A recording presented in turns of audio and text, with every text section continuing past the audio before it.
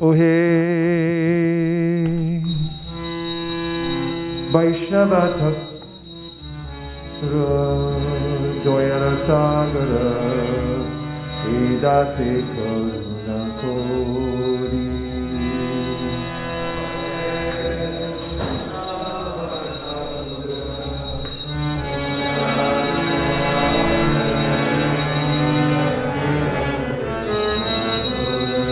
Ohe Vaishnava Doyara Sagara Dasa Karuna Kori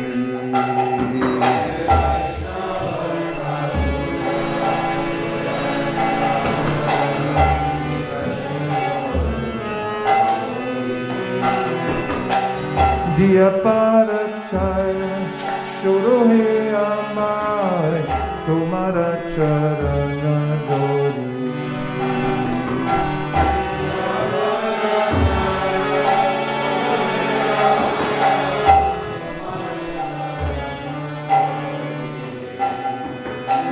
Jaya Begatoni Jaya Dosha Shodi Jaya Guna Dase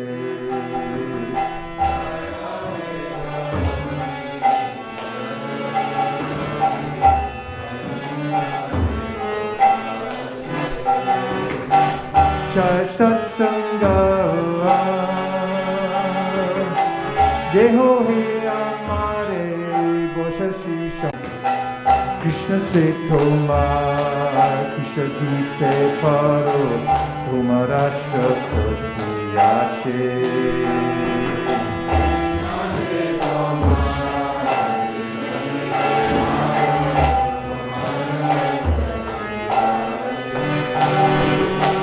Amito Ganga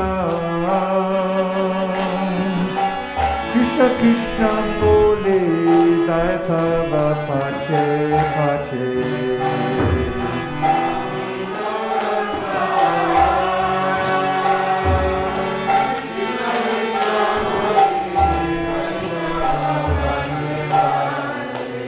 Ohe Vaishnava Thakura Doyara Sagara Dasa Karuna Kori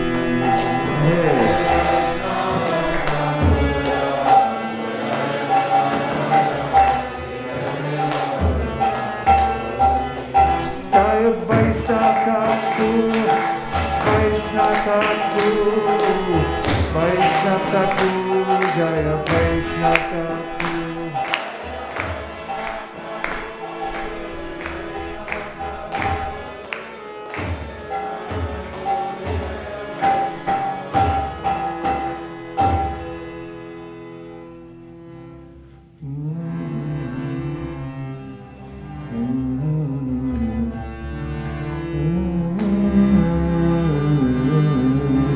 Ujvala Varana Goda Varadeham Vilasita Niravari Baba Videham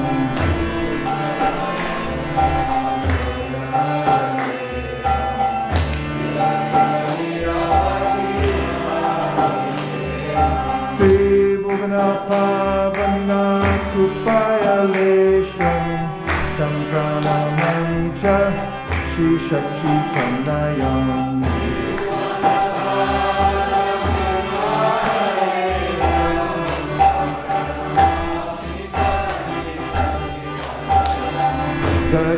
Gagarantara Baba Vikaram Durjana Tarjana Nada Vishalam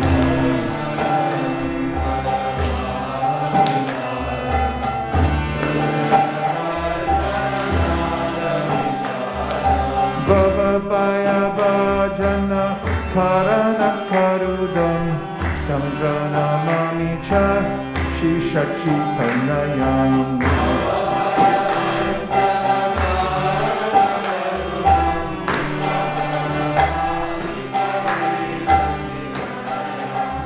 Aradam Varadara Charikapolam Hindu Vinindita Nakachaya Ruchiram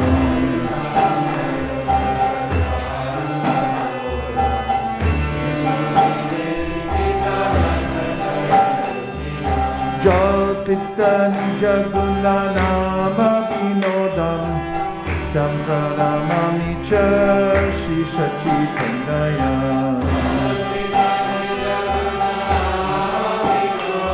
Go Premanande Hariko Vigalita Nayana Kamala Jaladaram Ishana Varasa Bhava Vikaram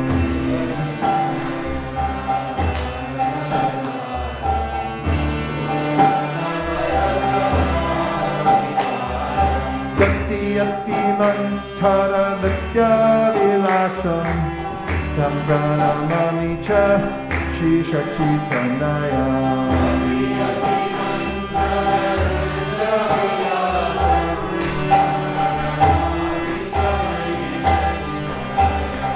Chanchala Charu Charana Gati Ruchiram Manjiraram Chitta Paradika Mathuram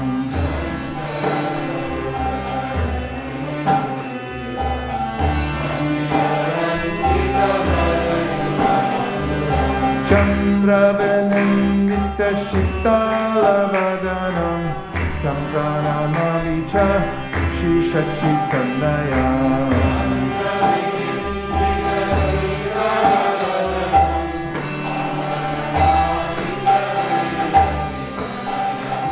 Chitakati Tora Kamandalu Dandam Divyakale Varavundita Mundam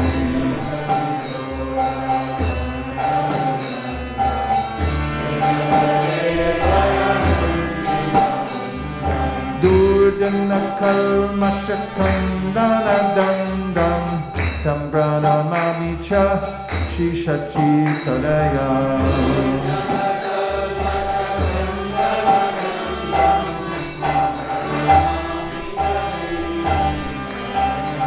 Bhushana Bhuraja Alakavalitam Tam Pitta Vindara Vara Ruchiram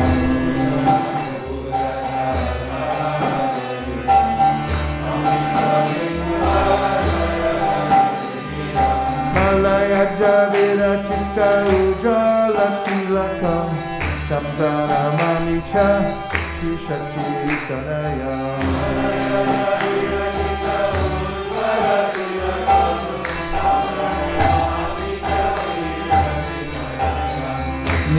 Karuna Kamala Dalanayanam Adanulam Dikta Shri Bhuja Yugalam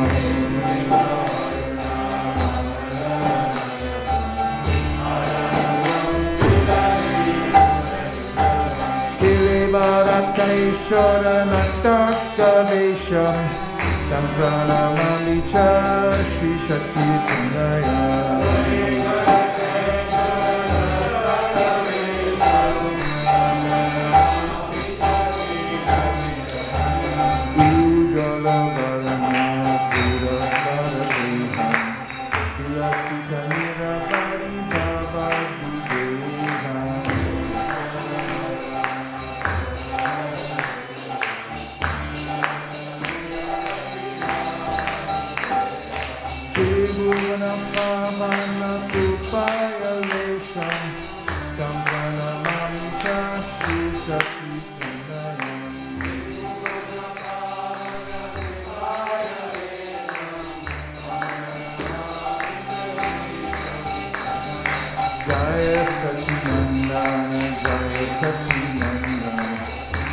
Sachinandana Jaya Gaura Hari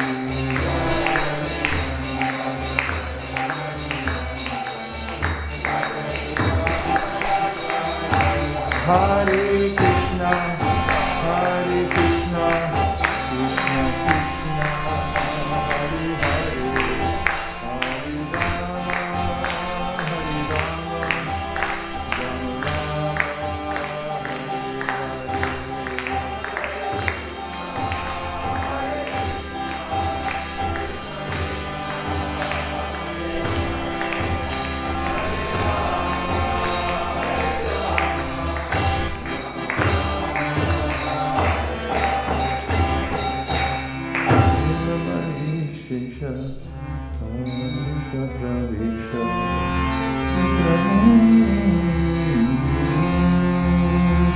Vibhavari Shesha Alokadarisha Nidrachari Uttajiva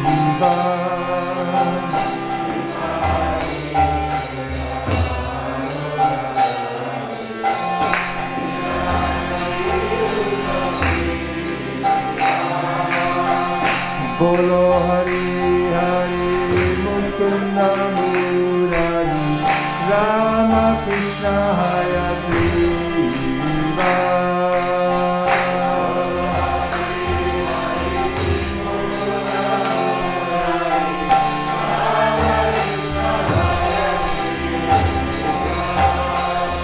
Nrsimha Vamana Shimadusudana Brajendra Nandana Shama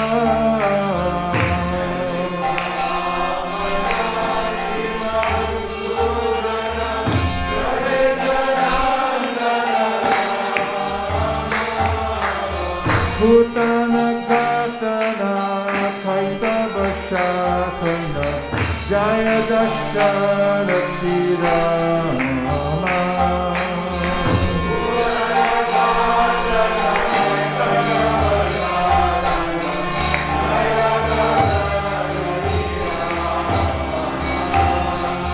Yashoda Jilala Govinda Gohala Vrindavana Purandara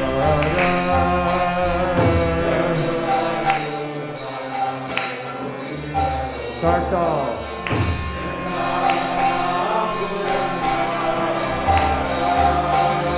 Gopi Priya Jana Radhika Ramana Bhuvana Sundara Bhora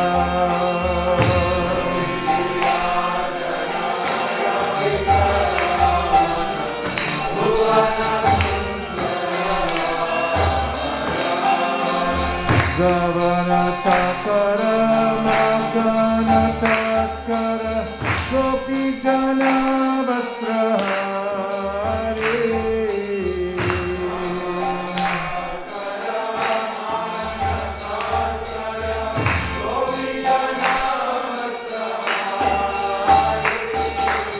Brajara Kala Govinda Kala Chittari Bhankidari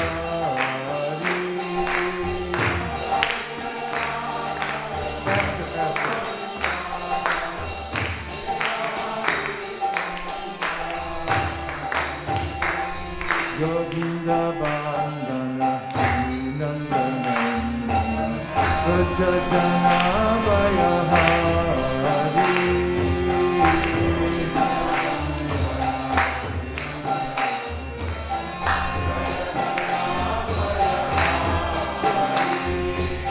Navina Nirara Rupa Manohara Mohana Vanshi Vihari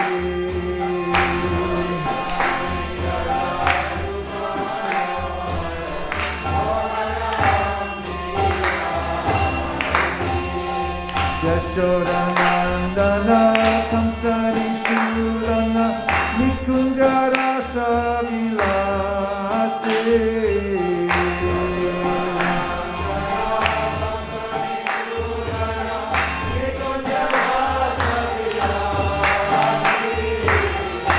Karambakana Rasaparayana Vrindavipina Nivasi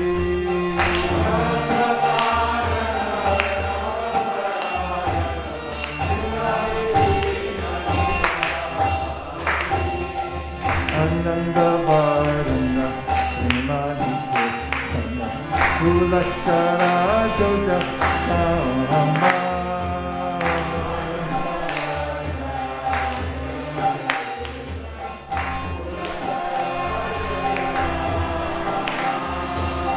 Gopangana Gana Chitta Vinodana Samasta Guna Gana Gama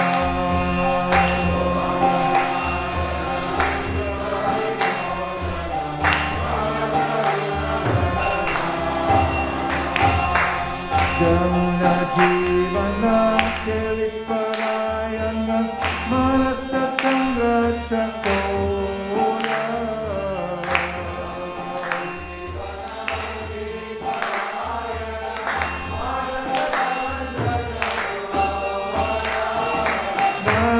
Namaskarato Krishna Jato Rato Bhaktana Namora. No clapping.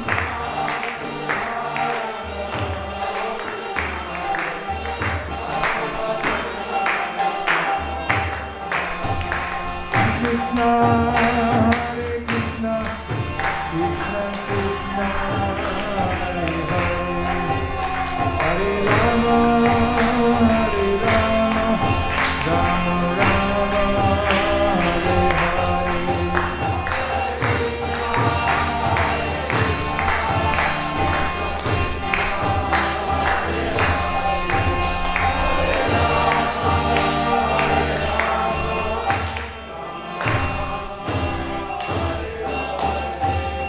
Jai Gaura Premanande.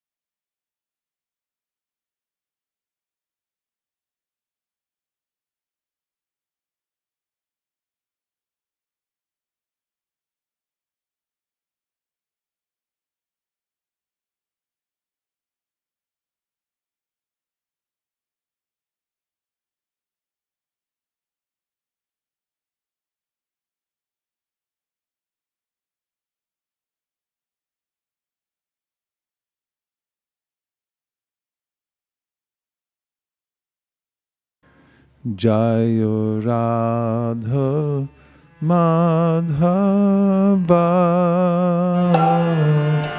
Jayo.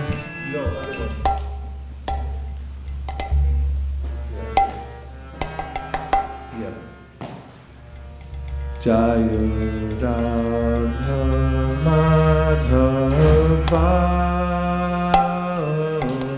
Jaya Kunja Bihari.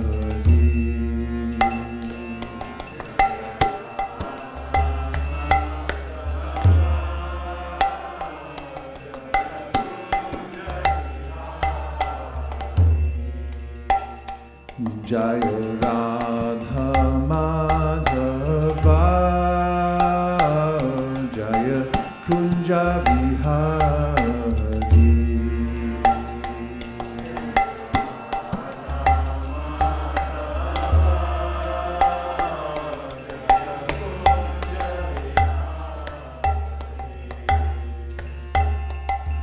Yashodanandana. Jaya Vraja. Sorry. Gopi Jana Vallabha. Jaya Girivardhari.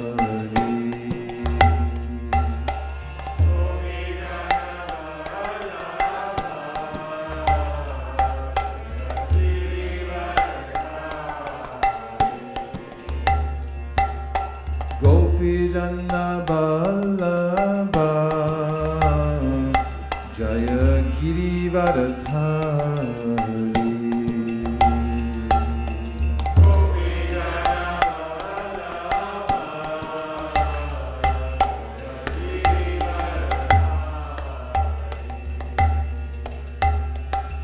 Yashodanandana Vraja Jana Ranjana.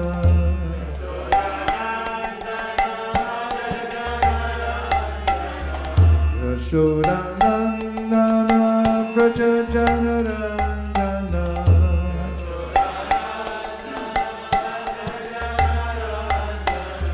Yashodanandana Vraja Jana Ranjana.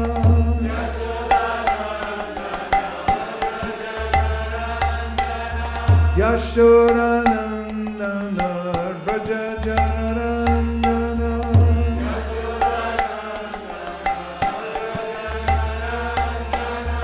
Yashodanandana Vraja Jana Ranjana.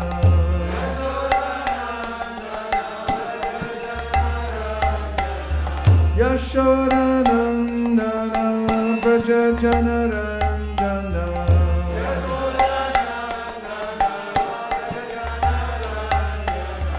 Jamuna Tira Vanachari.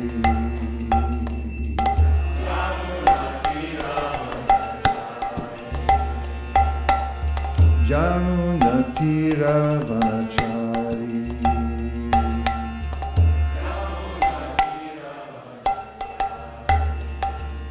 Hare Krishna, Hare Krishna, Krishna Krishna, Hare Hare, Hare Rama, Hare Rama, Rama Rama, Hare Hare.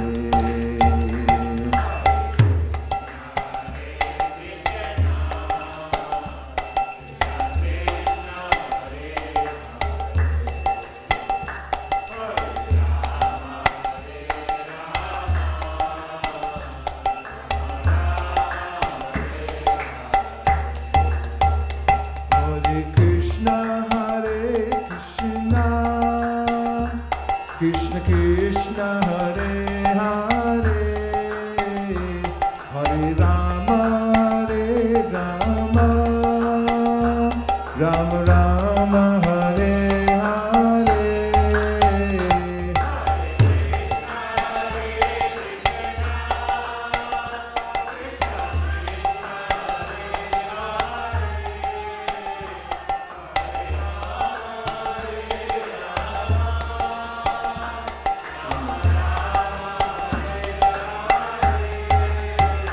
Hare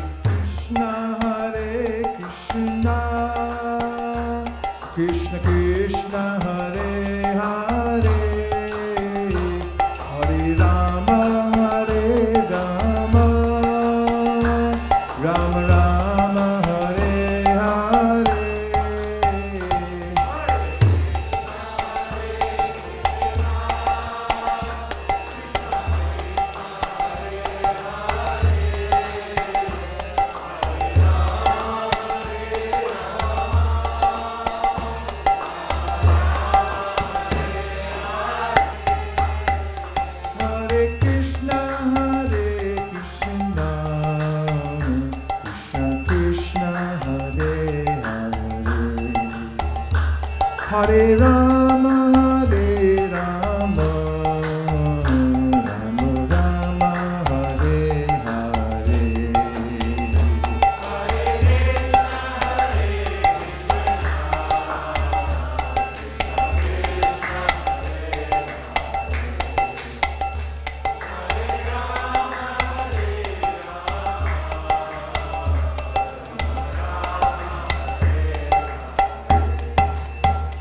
Hare Krishna, Krishna Krishna, Hare Hare. Hare Rama, Rama Rama, Hare Hare.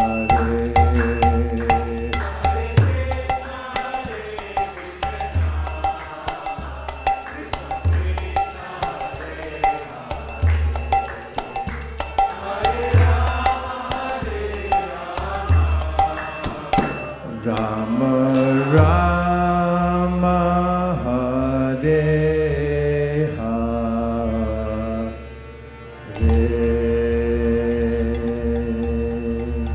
Go Premanande, Nitai Gaura Hari Bo, Hari Bo, Hari Bo, Nitai Gaura Hari Bo.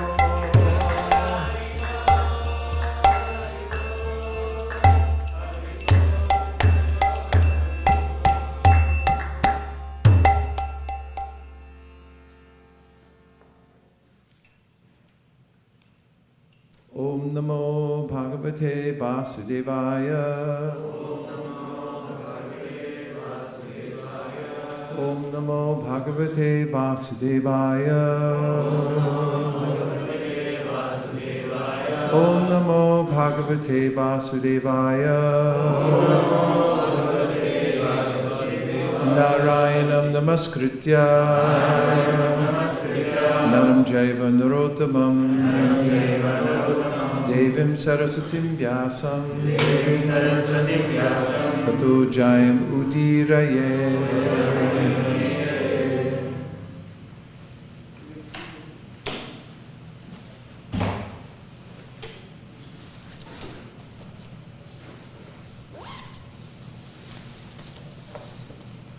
Hare Krishna,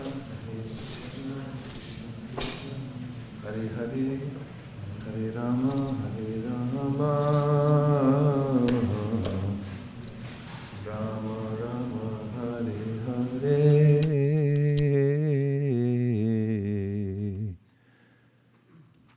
Today we're reading from the Srimad Bhagavatam, Canto number 10, chapter number 49, Akrura's mission in Hastinapur. And I'll give you some background first about this, and we'll talk about why it's important. This is the summary to chapter 49. This chapter describes how Akrura went to Hastinapur, saw Dhritarashtra's unfair behavior toward his nephews, the Pandavas, and then returned to Mathura. On the order of Lord Krishna, Akrura went to Hastinapur, where he met the Kauravas and Pandavas, and then set out to find out how Dhritarashtra was treating the latter. This task would keep Akrura in Hastinapur for several months. Vidura and Kunti Devi described to Akrura in detail how Dhritarashtra's sons, envious of the exalted qualities of the Pandavas, had tried to destroy them by various evil means and were contemplating further atrocities. With tearful eyes, Kunti Devi asked Akrura, "Do my parents and other relatives, headed by Krishna and Balaram, ever think of me and my sons? And will Krishna ever come to console us in our distress?" Then Kunti Devi began to chant Lord Krishna's names for her protection, and she also chanted mantras expressing surrender to him.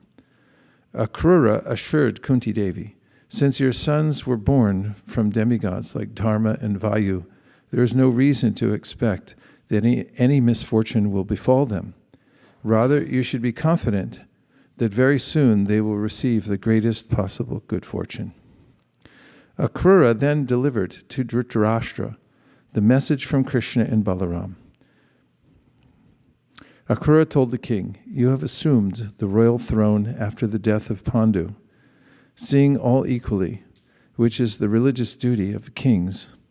You should protect all your subjects and personal relations. By such fair behavior, you will gain all fame and good fortune. But if you act otherwise, you will attain only infamy in this life and condemnation to a hellish existence in the next. A living being takes his birth all alone, and alone he gives up his life. Alone he enjoys the fruits of his piety and sin. If one fails to understand the true identity of the self and instead maintains his progeny by indulging in evil deeds, then surely he will go to hell. One should therefore learn to understand the unsteadiness of material existence, which is like a sleeper's dream, a magician's illusion, or a flight of fancy, and should thus control his mind in order to remain peaceful and equipoised." To this Dhritarashtra replied, "I cannot hear enough of your beneficial words, O Akrura, which are like the sweet nectar of immortality, but because the tight knot of affection for my sons has made me biased toward them, your statements cannot become fixed within my mind. No one can transgress the arrangement of the Supreme Lord. His purpose for descending into the Yadu dynasty will inevitably be fulfilled." Knowing now the mentality of Dhritarashtra, Akrura took permission from his dear relatives and friends and returned to Mathura, where he related everything to Lord Krishna and Lord Balaram. Text number 1. Shukadeva Goswami said, Akrura went to Hastinapur, the city distinguished by the glory of the Paurava rulers. There he saw Dhritarashtra, Bhishma, Vidura, and Kunti, along with Bahalika and his son Somadatta. He also saw Dronacharya, Kripacharya, Karna, Duryodhan, Ashvatthama, the Pandavas, and other close friends. After Akrura, the son of Gandhani, had appropriately greeted all his relatives and friends, they asked him for news of their family members, and he in turn asked about their welfare. He remained in Hastinapur for several months to scrutinize the conduct of the weak-willed king, who had bad sons and who was inclined to give in to the whims of mischievous advisors. The word for word, Uvasa resided Katichit, some, Masan, months, Ragna, of King Dhritarashtra, Vrita, the activity, Vivitsaya, with the desire of finding out, Dushprapjasya, whose sons were wicked, Ulpa, weak, Sarasya, whose determination, Kala, of mischievous persons like Karna, Chanda, the desires, Anuvartinaha, who tended to follow. He remained in Hastinapur for several months to scrutinize the conduct of the weak-willed king, who had bad sons and who was inclined to give in to the whims of his mischievous advisors. Kunti and Vidura described to Akrura in detail the evil intentions of Dhritarashtra's sons, who could not tolerate the great qualities of Kunti's sons, such as their powerful influence, military skill, physical strength, bravery, and humility, or the intense affection the citizens had for them. Kunti and Vidura also told Akrura about how the sons of Dhritarashtra had tried to poison the Pandavas and carry out other such plots. Kunti Devi, taking advantage of her brother Akrura's visit, approached him confidentially. While remembering her birthplace, she spoke with tears in her eyes. Queen Kunti said, "O gentle one, do my parents, brothers, sisters, nephews, family women, and girlhood friends still remember us? Does my nephew Krishna, the Supreme Personality, and the compassionate shelter of his devotees still remember his aunt's sons? And does lotus-eyed Rama remember them also? Now that I am suffering in the midst of my enemies, like a doe in the midst of wolves, will Krishna come to console me and my fatherless sons with his words? Krishna, Krishna, O great yogi, O supreme soul and protector of the universe, O Govinda, please protect me, who have surrendered to you. I and my sons are being overwhelmed by trouble. Purport: since Lord Krishna maintains the entire universe, thought Kunti Devi, surely he can protect our family. The word avasi, the team, indicates that Kunti Devi was overwhelmed by troubles. Thus exhausted, she was helplessly taking shelter of Sri Krishna. In her prayers, in the first canto of the Srimad Bhagavatam, Kunti admits that all these troubles were actually a blessing, for they forced her to always be intensely Krishna conscious. Om Jnana Timirandasya Jnananjana Shalakaya Chakshurun Midatam Nena Tasmai Shri Gurave Namaha Nama Shreshta Manamapi Shachiputram Matra Swarupam Shri Rupam Tasya Grajam Urupari Maturim Goshtavatim Radha Kundam Girivaramoho Radhika Madhavasham Prapto Yasya Pratita Kripaya Shri Gurum Tannatosmi Nitai Namineche Namirhate Shadamulye Namtite Chere Nitai Namineche Namirhate Shadamulye Namtite Chere. Jaya Shri Krishna Chaitanya Prabhu Nityananda Sri Advaita Gadadhar Shivasari Gaura Bhakta Brinda. Hare Krishna Hare Krishna, Krishna Krishna, Hare Hare, Hare Rama, Hare Rama, Rama Rama, Hare Hare. Even great souls, Prabhupada writes, in the fourth canto of Srimad Bhagavatam, find reversals of fortune in their life. It's the nature of the material world. There is no lack of complexity in this world as long as one's in an embodied soul.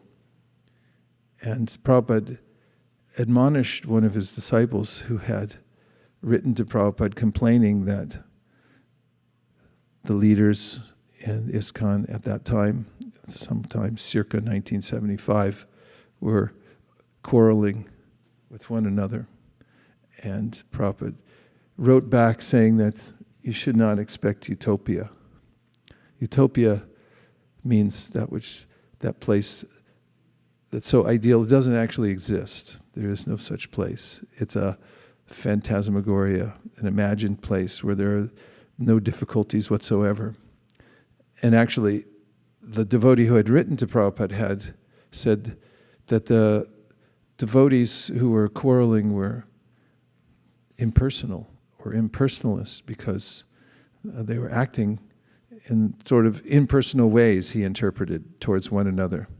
But Prabhupada said, actually, you're the impersonalist for considering it this way, because every living entity has a unique vision of life due to his or her unique position. In the case of being an embodied soul, Krishna describes in the 17th chapter of the Bhagavad Gita how Shraddha Mayoyam Purushaha. Shraddha means that the living entity is a composite of his or her accumulation of the modes of nature.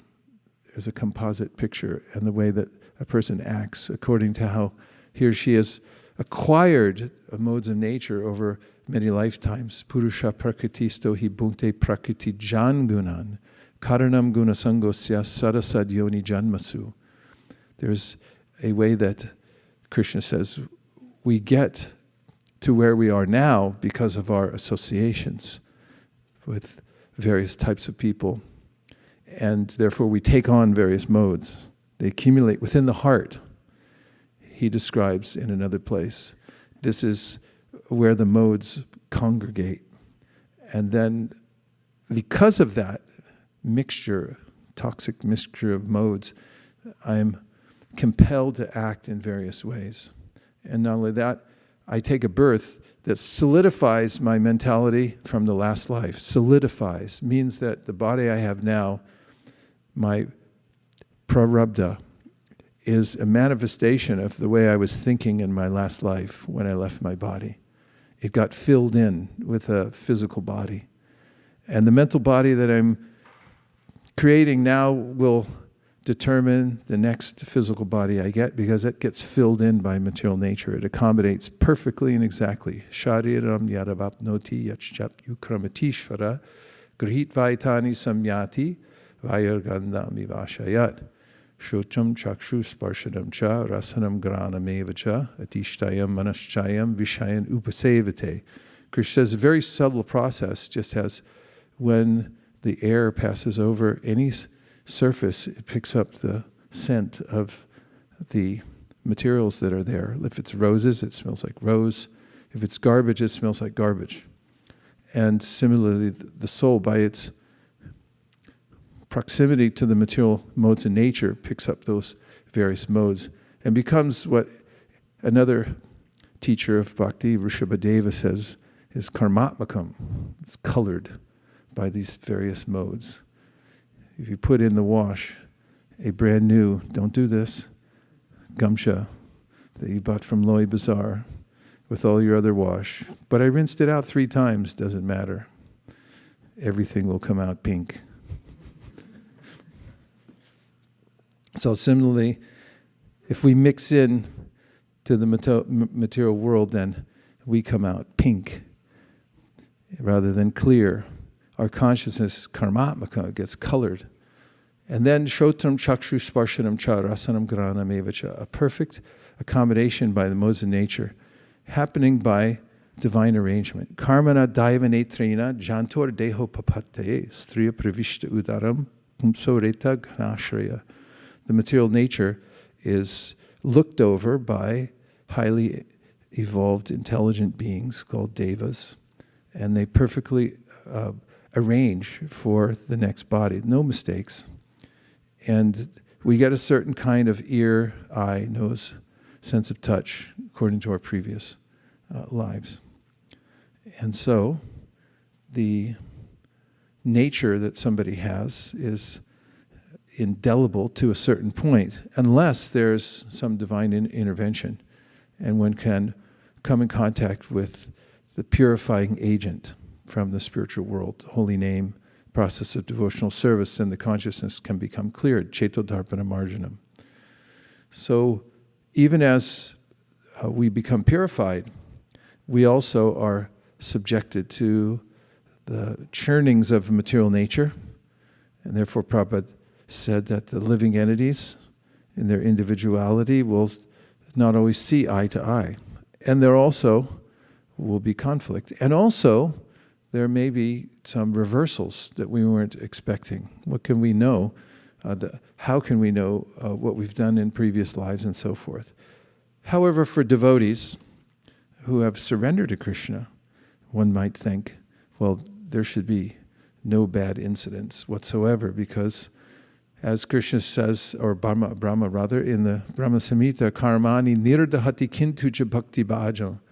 One who's taken to the path of bhakti has his or her karma diminished or eradicated. And we have also from a Padma Purana, aprarabdha palam paptam kutam bijam palon mukam kramenaya priliante vishnu bhakti ratatmanam. I think I blew that verse.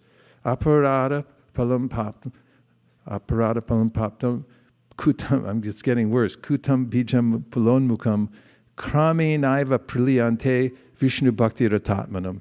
There's a way in which if you're worshiping Vishnu, then all your karma is destroyed.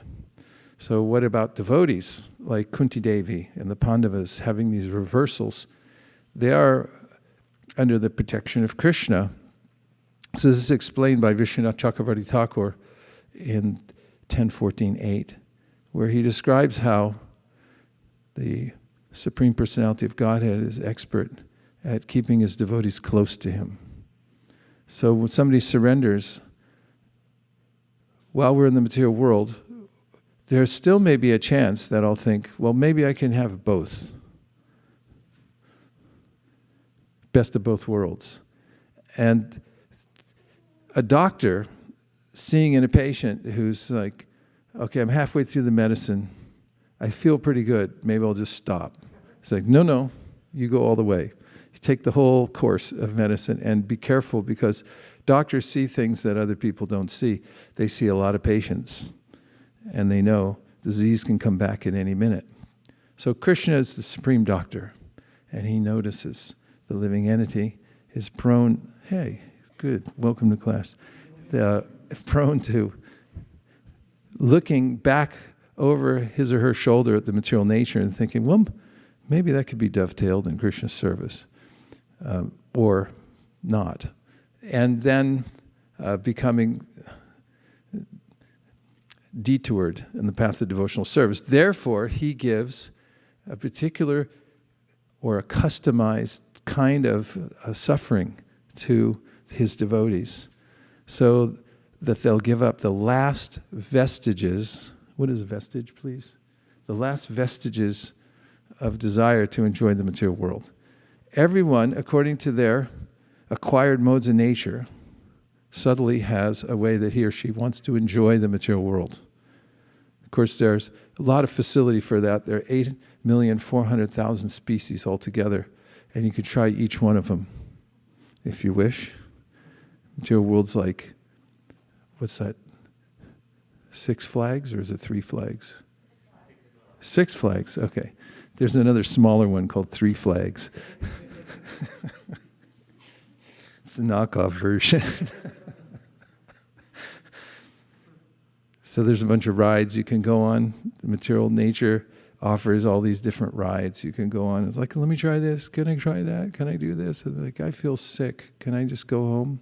Yeah, you can go home. Bahunam janmanamante gyanavam mam prapadyate vasudeva sarvamiti sa mahatma sudurlabha. A great soul is one who decides, no mas, I'm going to just surrender to Krishna. What is a vestige anyway?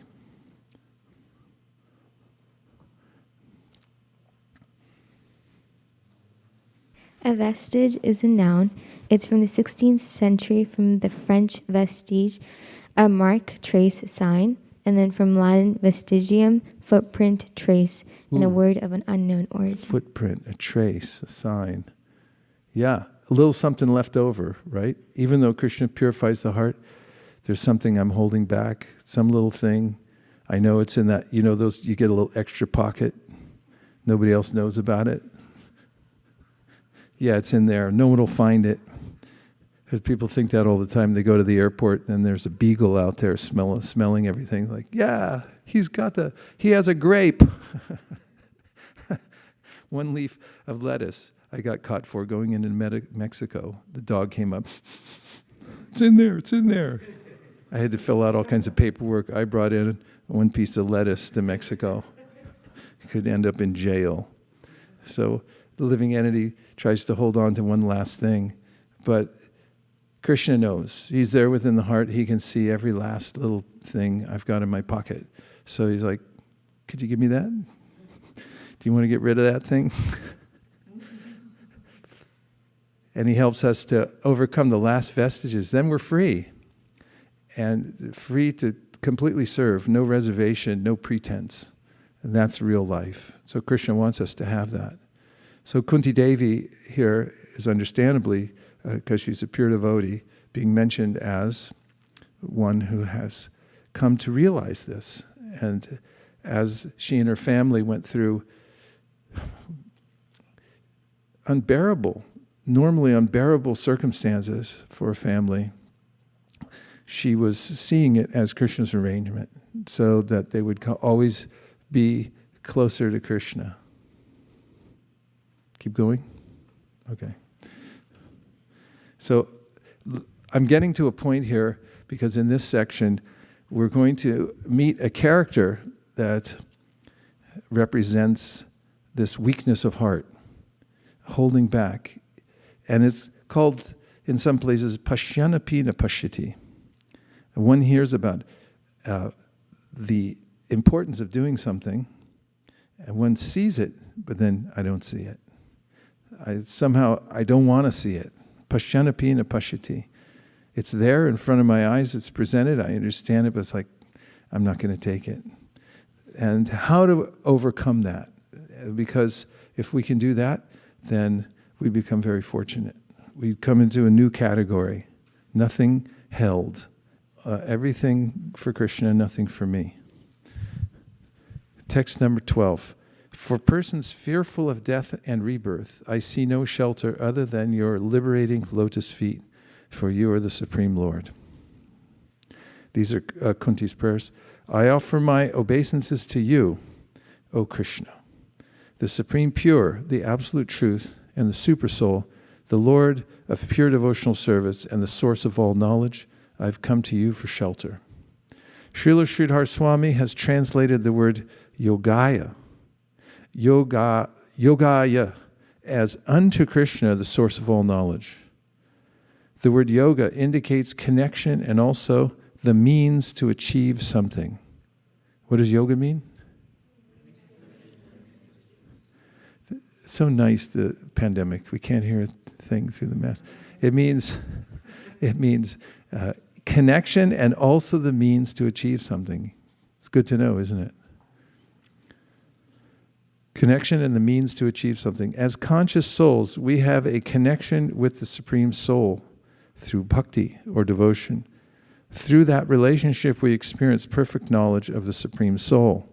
Since the Supreme Soul is the Absolute Truth, perfect knowledge of Him means perfect knowledge of everything. As stated in the Mundaka Upanishad, Kasmin Bhagavo Vijnate Sarvam Idam Vijnatam Bhavati. When the Absolute is understood, everything is understood. Thus Lord Krishna Himself, by His spiritual potency, establishes our connection with Him. And that connection is the source of all spiritual knowledge. Thus Acharya Sridhar, by his thoughtful translation, stimulates us to deeper understanding of Krishna conscious philosophy. Can somebody give the gist of what Sridhar Swami said? We'll look at it again from the top. Srila Sridhar Swami has translated the word yogaya as unto Krishna, the source of all knowledge. That's the basis of it. Do you remember any points?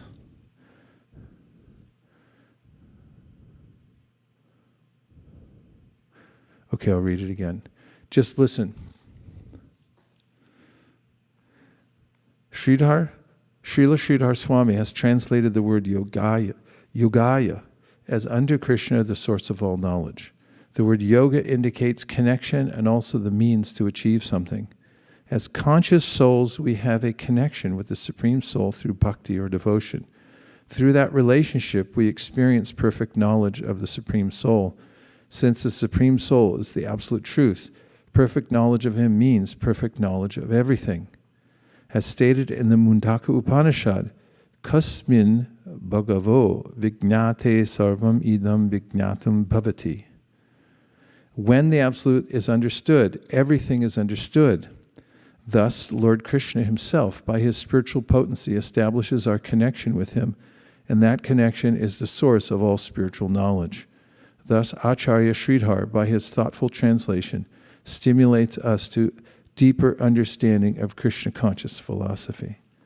Just give your points, and then, if you can, give some reference to Shastra to expand upon it.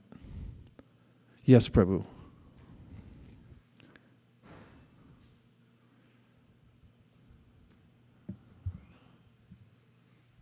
I think here Sridhar Goswami mentions about the Krishna's energy or Krishna's mercy. So, Brahmande Brahmite Kon Bhagyavane Jiv, Guru Krishna Prasade by Bhakti Lata Bij. So, Guru and Krishna, so Krishna's divine energy connects us to process of bhakti. That's a nice citation. Can you just explain the verse for us, please? Brahmanda Brahmate Kon Bhagyavan Jeev.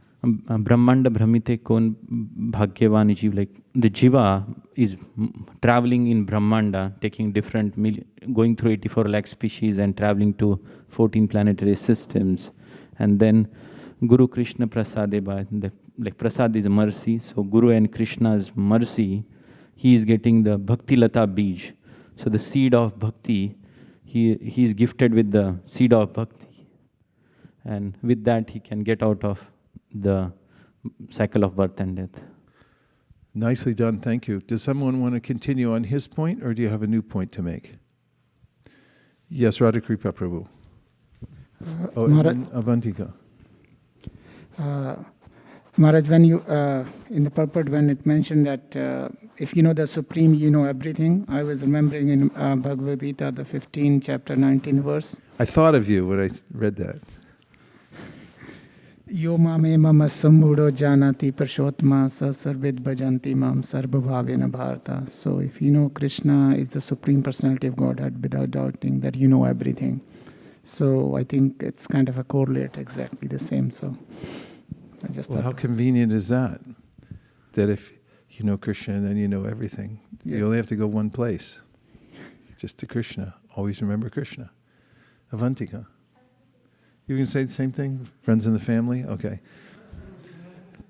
Yeah, this is a very important point, because the mind is always trying to hook into a network, just like when you take your cell phone out for a walk, then it starts searching around. Where can I connect? You drive down the freeway, the 101, and you look at your phone as it's jumping to somebody else's car, looking for a network there, drive by a store, it looks, where's the network, where's the network, where's the network, where can I connect?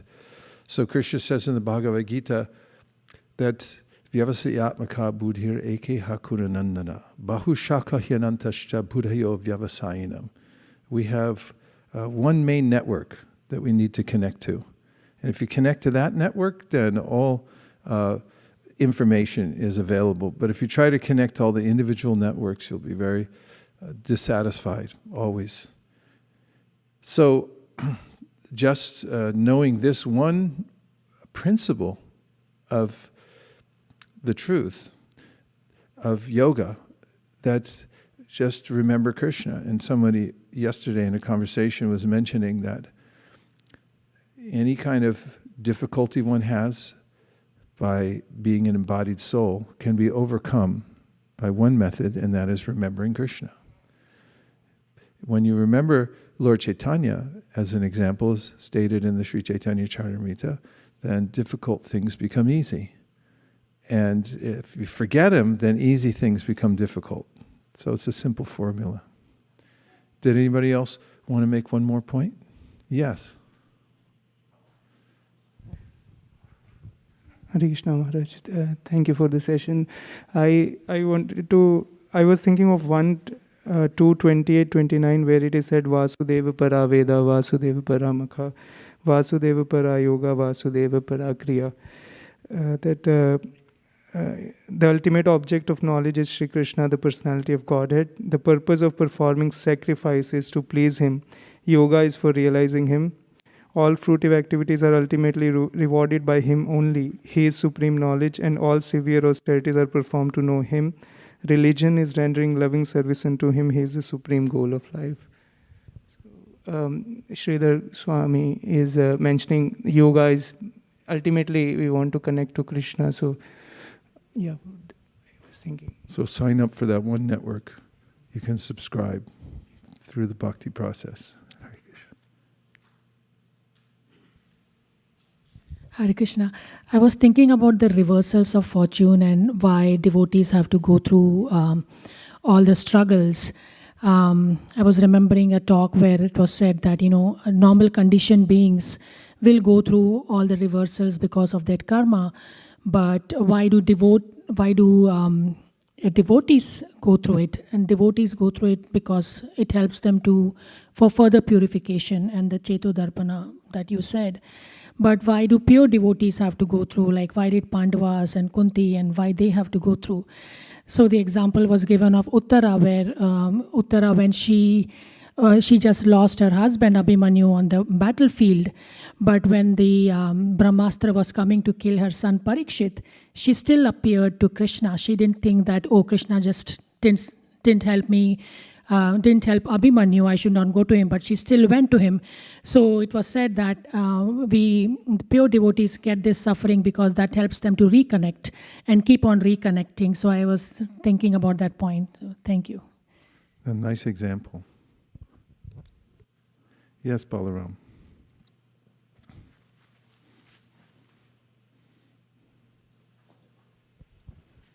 I saw that it mentioned that Krishna was a source of knowledge or yoga, and the definition of yoga given, which is connection and a means to achieve something, is done by knowledge as well, where we connect to Krishna in the transcendental space through the Vedas, through knowledge, to transcendental knowledge, and by practicing what's taught in the Vedas, we're able to achieve what the goal of life is, which is to go back to Krishna. Thank you. To bring us back to definition, it brings to a last final point that I might like to make in this purport, which is the fact that Krishna himself, by his spiritual potency, establishes our connection with him. And that connection is the source of all spiritual knowledge. So Krishna is availing himself to us. And he's always availing himself to us. And as soon as we show a little inclination towards him, then he begins to take proactive steps to move us closer. Tesham satata yuktanam bhajatam priti purvakam dharami buddhi yogam tam yenamam upayanti te. Krishna says that if somebody sincerely turns their attention towards me, then I will give them the intelligence, the knowledge, how they can come to me. So we can keep that in mind. And in the context of this section of the Bhagavatam, we can keep that in mind even despite our sometimes seeming unwillingness to do it. We may find that there's 99% unwillingness and 1% sincerity towards coming in contact with Krishna. Possible? So that'll still work. As long as we keep coming back to that 1%, then Krishna will make arrangements for us to come to 5%, 10%, 90%, 100% by his informing us from within the heart. Okay, I'm going to continue a few more, and you're going to be astounded. So stay tuned in, because this is just a warm-up so far. The parts coming up here will make the hair on the back of your neck stand on end. You may never be the same after you hear these next few verses. What happened? Oh my God, yes, I'm so sorry. Please go ahead. Maharaj, actually the discussion was going on. I was just thinking about the verse from Chaitanya Charitamrita. Shraddha Shabde Vishwas Kahe Shudra Nishchay Krishna Bhakti Kurele Sarva Karma Krita Hai. So if we are able to do Krishna consciousness, then all other activities gets performed perfectly, and we don't have to worry much, because Krishna gives the intelligence from inside, and also as the guru, spiritual master from outside. Yes, a nice point. We don't have to worry much. Shraddha Shabde Vishwas Kahe Sudridanishchoy Krishna Bhakti Koila Sarva Karma Krita Hoy. This is the definition of the Vishwas or Shraddha. Means that you have a strong conviction, an ever-strengthening conviction that just by remembering Krishna, serving Krishna, then everything else is done. And Narada says it.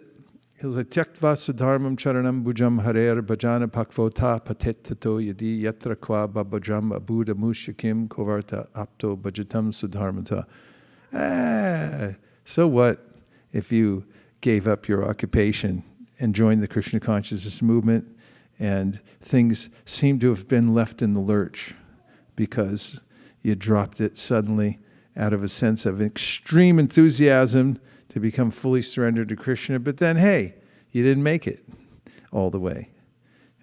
He said, that's better than you went for your whole occupation and you got it down perfectly. You're the top of your field and you're a great hero in linguistics or sociology or whatever it may be. But then you never got that chance to just tell Krishna, I'm surrendering to you, I give up everything to you. He said, it's much better, not just much better, it's the main principle. And the other thing is not so important, because what did you actually get if you got everything else perfectly?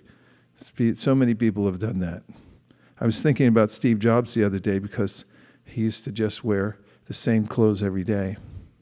He wore a black turtleneck and blue jeans because he wanted to be more efficient in his thinking and not get distracted by, what am I going to wear today? How do I look? He's like, I don't care how I look. I'm thinking, and I want to make a revolution in communication through making devices through which people can communicate with one another. Something like that. But then, I mean, after all, what'd you get? You got a device, but what's everyone talking about anyway? Whereas some humble bhakta somewhere, maybe just surrendering to Krishna, it's more consequential ultimately. The points in history at which somebody makes a revolutionary discovery, but it doesn't include Krishna, are not so significant ultimately. But the quiet surrender of somebody who decides, I'm giving everything to Krishna, even though such a person may look in the scheme of the present context of the world like a non-participant. Such a person, the Bhagavatam says, this is the real great person. The really great person. Om Tat Sat. Oh, we have one more hand up. Who is that? Sukeshri? Hare Krishna Prabhu. Hare Dandasvana. Krishna. Haribol. I was remembering Yoginam Api Sarvesham when you were discussing about how Krishna says Yoginam Api Sarvesham Adgatena Antaratmana Shuddhavan Bhajate Yom. So I was just thinking how Krishna Could you says that please say that a little slower, please? Yoginam Api Sarvesham Adgatena Antaratmana. Half the speed of that. Yoginam Api Sarvesham Madgatena Antaratmana Shraddhavan Bhajate Yomam Tame Yukta. Tamo Mataha, you got it. Tamomata. Yeah, so he says that Yoginam Api Sarvesham, among all the yogis, a person Madgate Nantaratmana, somebody who always thinks about me in his heart with faith, Shraddhavan, he's considered to be the highest of all the yogis. So I was just remembering that verse. That's a very important verse, and it fits perfectly in the context. Out of all the different kinds of yogis, the one who focuses his or her mind on me and gives his or her heart in devotion, that's the best yogi. Good yogi. Okay. Now, as I promised you, the part where the hair in the back of your neck will stand on end, you'll be shocked and maybe awed and transformed in ways that I can't predict, but it will happen in these next few verses. Do you want to stay? Yes. You can go now to the parking lot, have a conversation about the prasadam last week, the pandemic, how long it's going to last, instead, if you like. Okay, here we go. Am I on 16 now? 14. Oh, here we go. Shukadeva Goswami said, thus meditating on her family members and also on Krishna, the Lord of the universe, your great-grandmother, Kunti Devi, began to cry out of grief, O king. Both Akrura, who shared Queen Kunti's distress and happiness, and the illustrious Vidura, consoled the queen by reminding her of the extraordinary way her sons had taken birth. Purport, Akrura and Vidura reminded Queen Kunti that her sons were born of heavenly gods and thus could not be vanquished like ordinary mortals. In fact, an extraordinary victory awaited this most pious family. It's before Kurukshetra battle. What's happening in this chapter is Krishna wanted to know, what's Dhritarashtra thinking? Is there any wiggle room here that he could actually decide to pull back his sons and say, like, don't do this. I'm stepping in.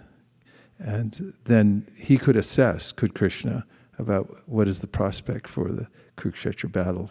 Do we have to go all in, or is there going to be some mitigation? 16. The ardent affection King Dhritarashtra felt for his sons had made him act unjustly toward the Pandavas. Just before leaving, Akrura approached the king, who is seated among his friends and supporters, and related to him the message that his relatives, Lord Krishna and Lord Balaram, had sent out of friendship. Akrura said, O my dear son of Achityavirya, O enhancer of the Kuru's glory, your brother Pandu having passed away, you have now assumed the royal throne. Purport, Akrura was speaking ironically, since the young sons of Pandu should actually have been occupying the throne. Upon the death of Pandu, they were too young to immediately govern, and so were put in Dhritarashtra's care. But now sufficient time had passed, and their legitimate rights should have been recognized. By religiously protecting the earth, delighting your subjects with your noble character, and treating all your relatives equally, you will surely achieve success and glory. Purport, Akrura told Dhritarashtra that even though he had usurped the throne, if he now ruled according to the principles of dharma and behaved properly, he could be successful. Even now. If you act otherwise, however, people will condemn you in this world and in the next life, and you will enter the darkness of hell. Remain equally disposed, therefore, toward Pandu's sons and your own. Purport, Dhritarashtra's whole problem was his excessive attachment to his nasty sons. That was the fatal flaw that caused his downfall. There was no lack of good advice from all sides, and Dhritarashtra even admitted that the advice was sound, but he could not follow it. One can have clear, practical intelligence when the mind and heart are pure. In this world, no one has any permanent relationship with anyone else, O king. We cannot stay forever, even with our own body, what to speak of our wife, children, and the rest. Every creature is born alone and dies alone, and alone one experiences the just rewards of his good and evil deeds. Purport, the term anubhukte is significant here. Bhunkte means the living being experiences, and anu means following or in sequence. In other words, we experience happiness and distress according to the moral and spiritual quality of our activities. We are responsible for what we do. Dhritarashtra was falsely and obsessively attached to his evil-minded sons, forgetting that he alone would have to suffer for his imprudent behavior. In the guise of dear dependence, strangers steal the sinfully acquired wealth of a foolish man, just as the offspring of a fish drink up the water that sustains the fish. Purport, ordinary people feel they cannot live without their wealth, although their possession of it is circumstantial and temporary. Just as wealth gives life to an ordinary man, water gives life to a fish. One's dear dependents, however, steal one's wealth, just like a fish's offspring drink up the water, sustaining the fish. In the words of Srila Bhaktivinoda Thakur, this world is a weird abode.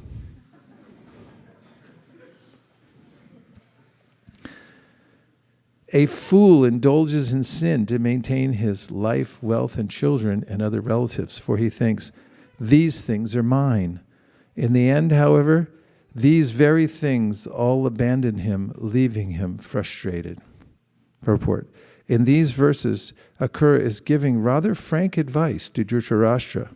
Those who know the story of the Mahabharata will realize how relevant and prophetic these instructions are, and how much Dhritarashtra suffered for not accepting them.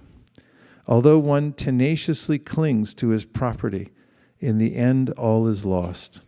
The blundering soul is swept away by the wheel of birth and death. I like that analogy of the fish drinking up the water. Abandoned by his so-called dependents, ignorant of the actual goal of life, indifferent to his real duty, and having failed to fulfill his purposes, the foolish soul enters the blindness of hell, taking its sinful reactions with him. Purport, it is sadly ironic. Everyone okay? Hair standing on end yet? Not yet. Soon it will be. It is sadly ironic that materialistic persons who labor so assiduously to accumulate insurance, security, property, and family enter the darkness of hell equipped with nothing but the painful reactions of their sins. You can look up assiduously. It's a good word.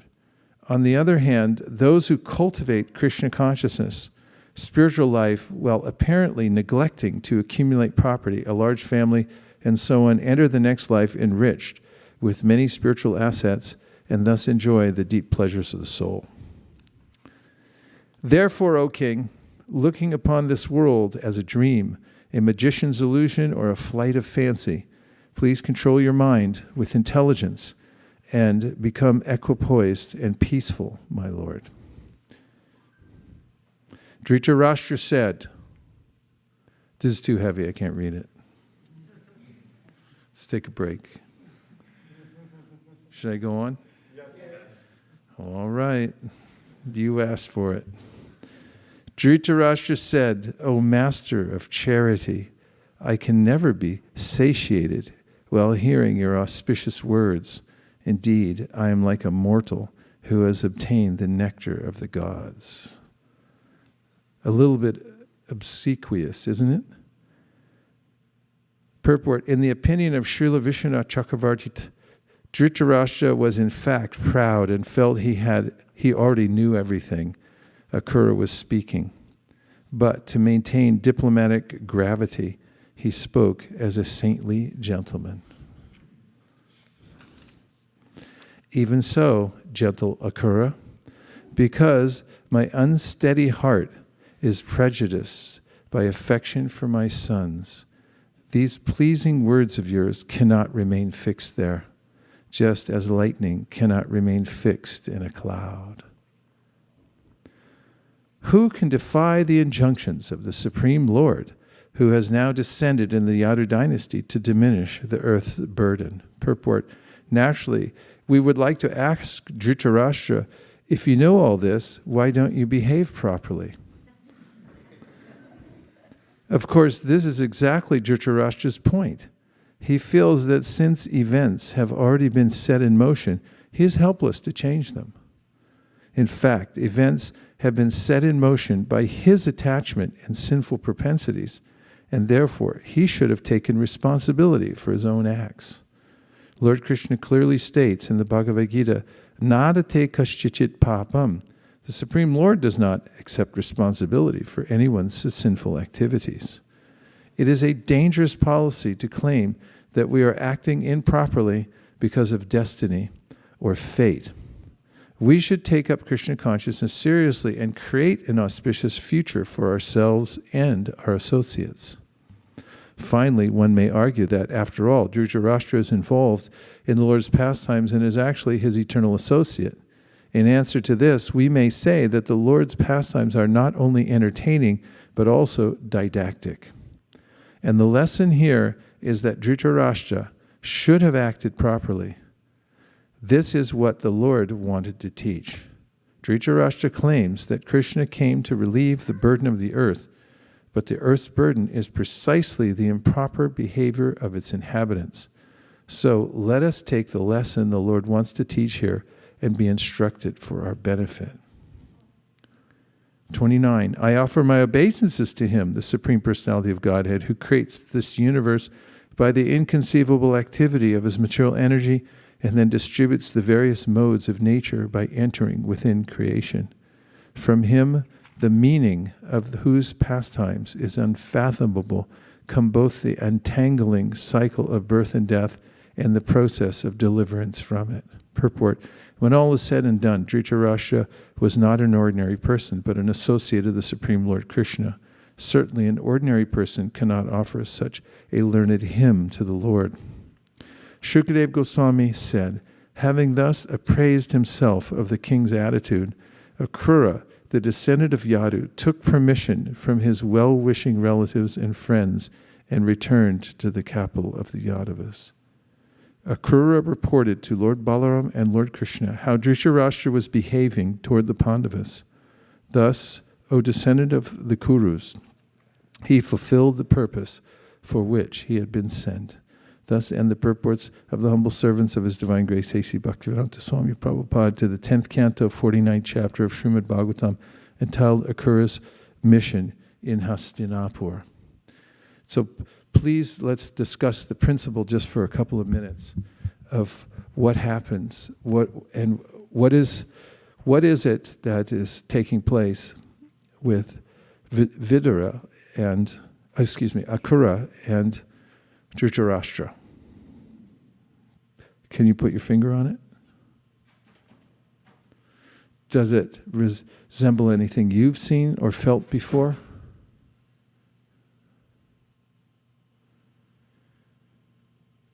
Can somebody give a 3-sentence summary of why this is an important chapter? Or why you think I think it's an important chapter? Shastra, not Shastra. Hare Krishna. So Akrura goes to Dhritarashtra to he tries to explain to him, like, he tries to shed some light on the activities that Dhritarashtra is doing, which, based on Dhritarashtra's response, it's clear that he is to an extent aware of what he is doing, but is being a little stubborn to change himself because he wants to, because of his attachment to his sons. But it was kind of humorous to see how Akrura initially comes to Dhritarashtra and says, "Oh, you wonderful king," like in a very sarcastic way.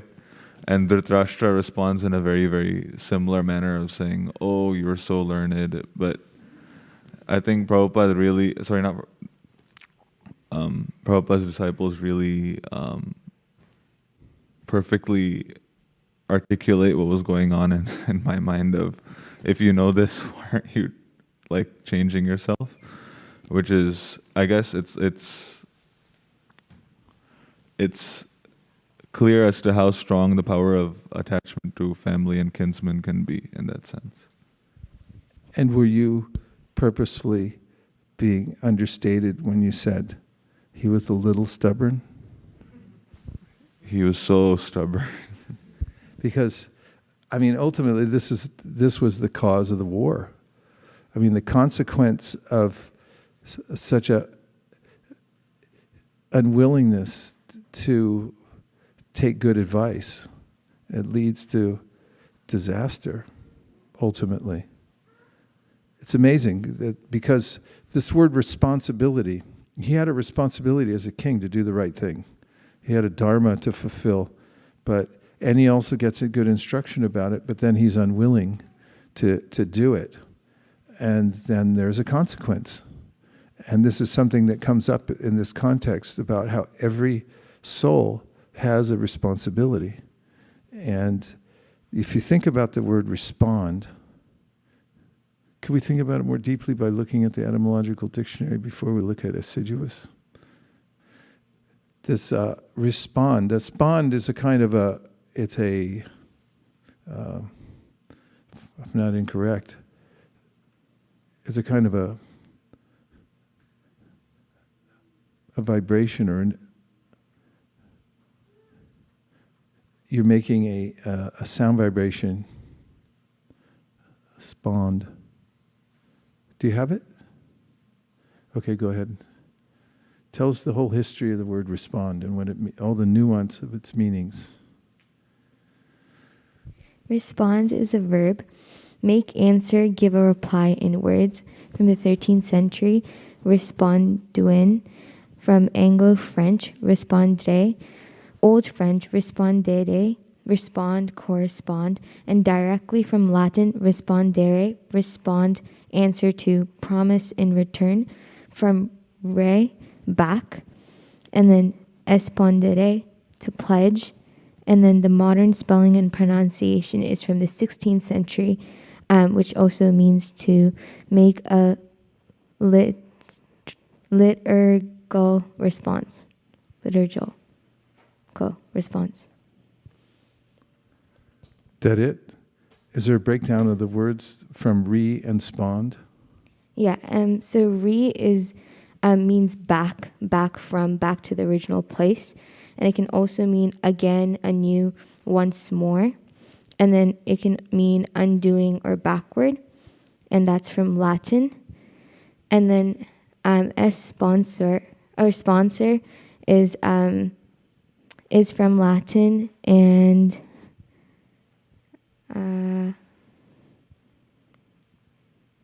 it says 1650s from late Latin sponsor in baptism, in Latin a surety, guarantee, bondsman, from sponsus, past participle of spondere, to give assurance, promise solemnly. And then solemnly. Yes. And then from Proto-Italic, spondejo, to pledge, literally to libate many times. And then from Proto-Indo-European roots, spondio, to libate. To what? To libate. Debate? Libate, L-I-B-A-T-E. Libate? Libate. What does that word mean, libate? Huh?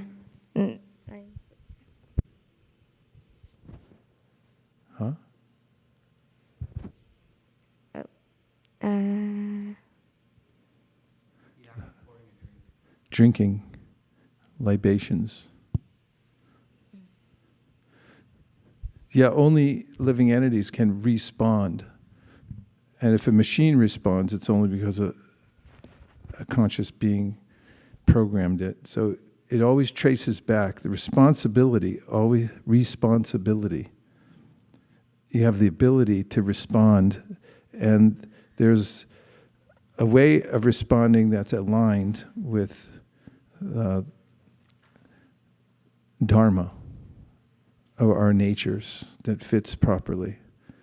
And if it's not the right response, like Dhritarashtra's response is incorrect, therefore it creates disaster. So we have to reform our consciousness so that we can respond properly.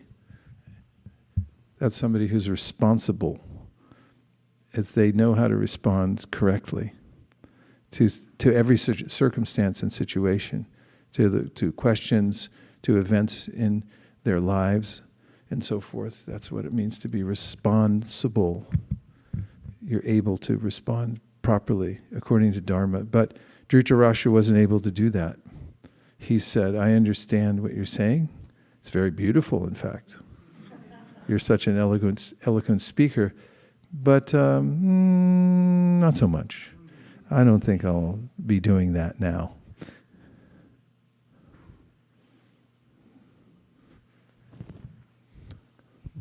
Also to add, not only he didn't listen to Akrura, but he even blamed it, saying that was a plan of the Supreme Personality of Godhead. So what can I do? So I was just thinking, even in our day-to-day lives, this is very prevalent, because sometimes we see this is the right thing to do, but because of the attachment, we just try to find a cause or someone to blame, so that we don't want to take that responsibility of doing the wrong thing. So, yeah. Good point. So we see the problem, and we see what is the consequence of not responding properly. Then what's the solution? How does one overcome one's assiduous? what was the context of the word assiduously? He held assiduously to his position. Assiduous means.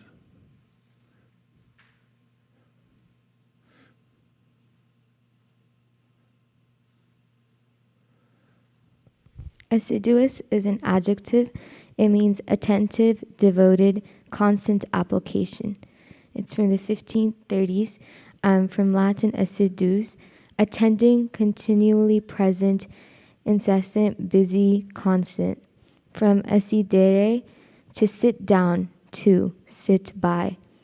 And then from ad, to, and sidere, to sit. From Proto-Indo-European root, sid, which means to sit. And then the word acquired of attained of servile in the 18th century. Thank you very much. Shamrupa. Hare Krishna Maharaj, thank you for another wonderful class, and really thank you to bring this important lesson. I was just thinking this has a similarity when Hiranyaksha consoles, speaks learned word, a couple of chapters in Bhagavatam. Hiranyakashipu, after Hiranyaksha is dead.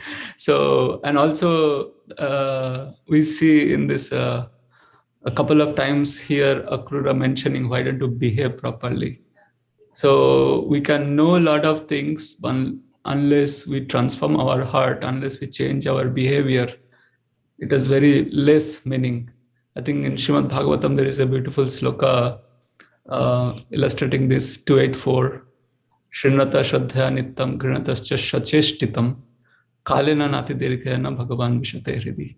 So Sacheshtitam, unless we really do the chesta or effort to implement those teachings and transform our life, our behavior, then we remain a theoretical person. Like Dhritarashtra, he quotes beautiful things here and there. The same with Hiranyakashipu, but we don't change our behavior. So what are the steps to get to that pliable state where we are able to overcome the weakness of heart, where we get a good instruction, but then perhaps in our conditioned state we're reluctant to take it. So how does one come to that point of pure-heartedness where one can accept it and rise above the tyranny of the mind and of the defect of weakness of heart? Where like, I'd like to do it, I just can't. How do you get to the point of strength? What are the steps? Maharaj, a couple of things I can think of is just like Bhagavatam describes that we should hear. We might have a lot of disqualifications.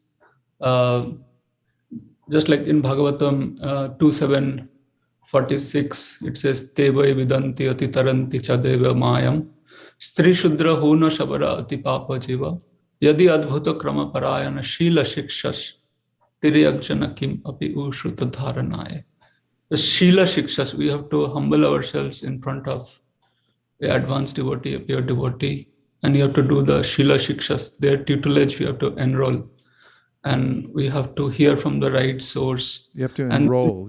Did you use the word, the verb enroll? Yes, Maharaj. Yeah, because here get enrolled. Okay, go Shila, ahead.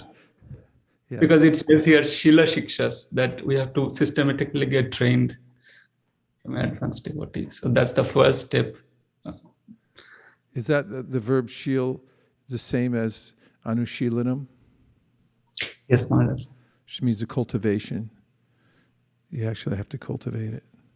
So this is a really important point Shamrupa Prabhu is making about how if you don't have the strength of heart, still put yourself in the association of advanced devotees where they're speaking about Krishna consciousness, and there's chikitsitam, means a medicinal effect that is partly because of Krishna's acknowledgement. Sadyo hridyavarudyate trakritipi shushushabis takshanat. When somebody takes the trouble to hear the Bhagavatam even if a little unwillingly. Like, I'd rather be playing a video game on my new screen, but I'm going to sit here and listen anyway. And so Krishna acknowledges that the person is making the endeavor to hear, and says, Sadhyo hridyavarudite. Very quickly, he becomes attracted to the heart of such a person. Yes. Thanks, Shamarupa. Excellent, as usual.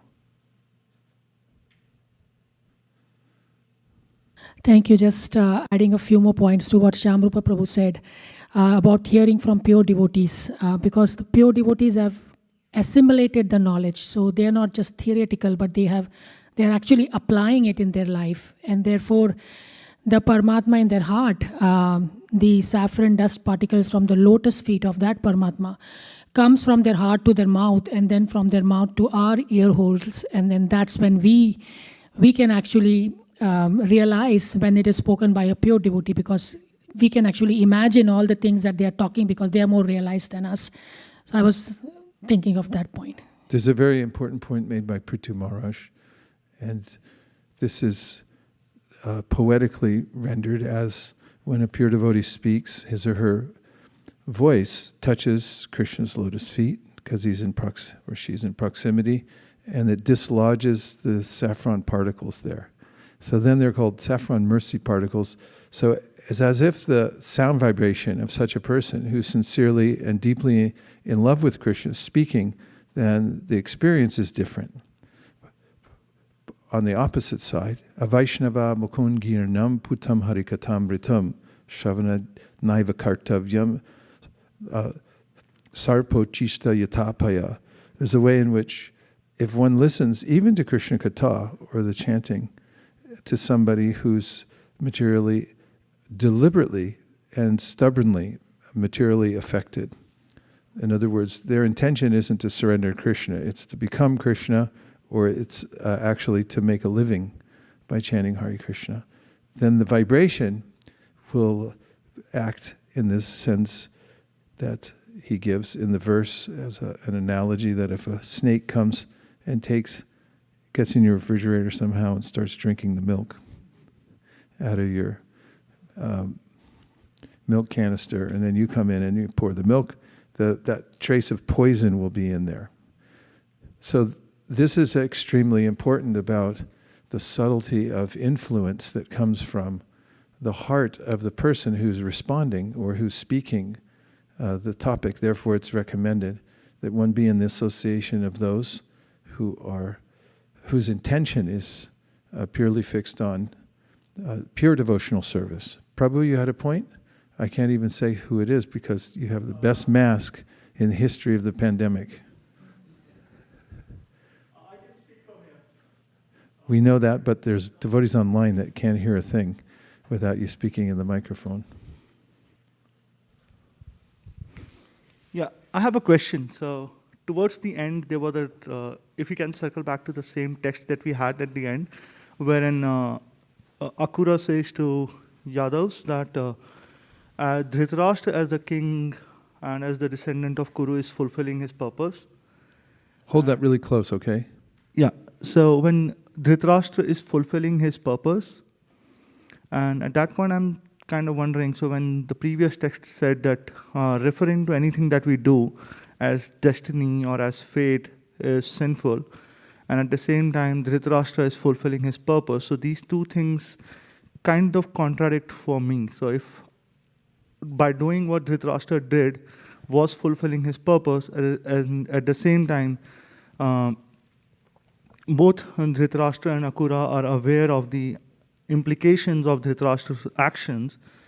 And so for me, I felt that the conversation was more about Akrura conveying to Dhritarashtra that you should be conscious and aware of your actions and what you, like both of them are aware, and it's in a way kind of teaching all of us that even if people are aware, it's very difficult to get rid of their bonds that they have, and what and how things should be done in order to get rid of the bondage and do the right thing. But that's like my understanding of what was going on there. still I'm not clear on the difference between purpose, destiny, and fate. Yes, this is a age-old question. Huh?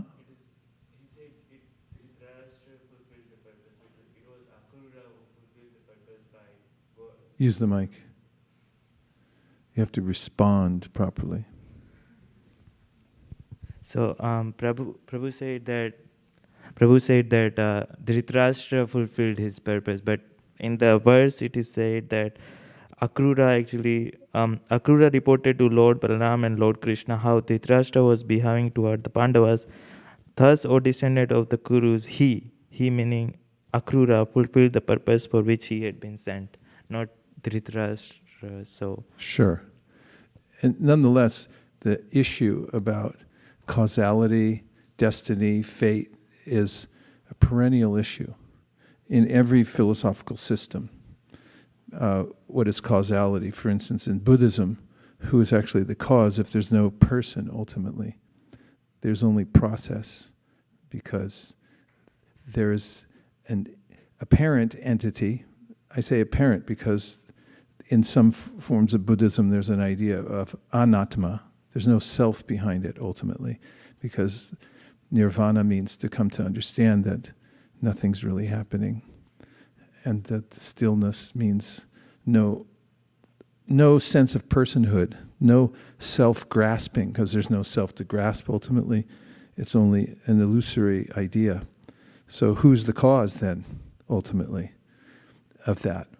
And then you have similar discussions going on in Jainism, and the Shaivites discuss the Mimamsas, talk about causality.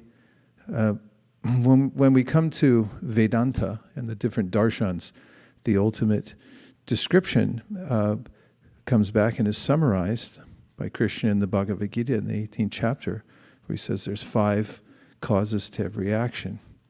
The inclination of the soul who desires in a particular way is also factored in with 4 other causes, ultimately the supersoul.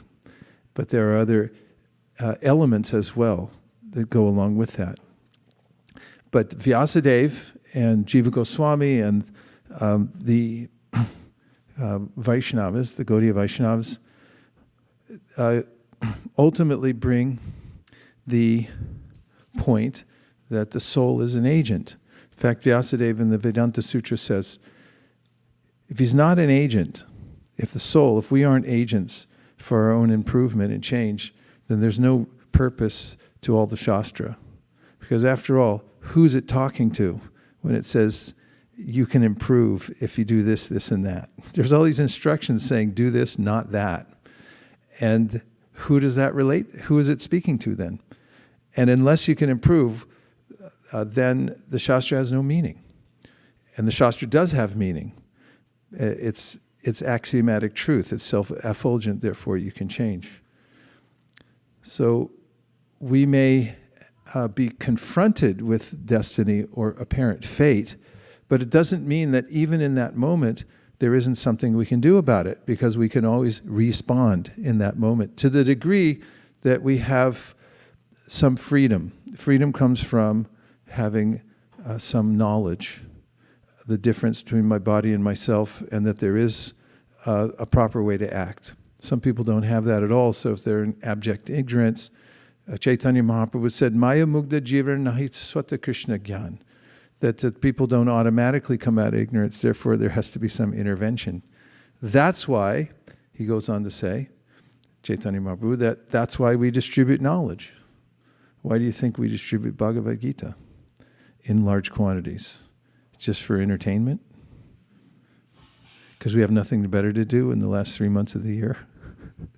No, because when a soul comes in contact with spiritual knowledge, he or she can read it and then say, aha, now I could do something different.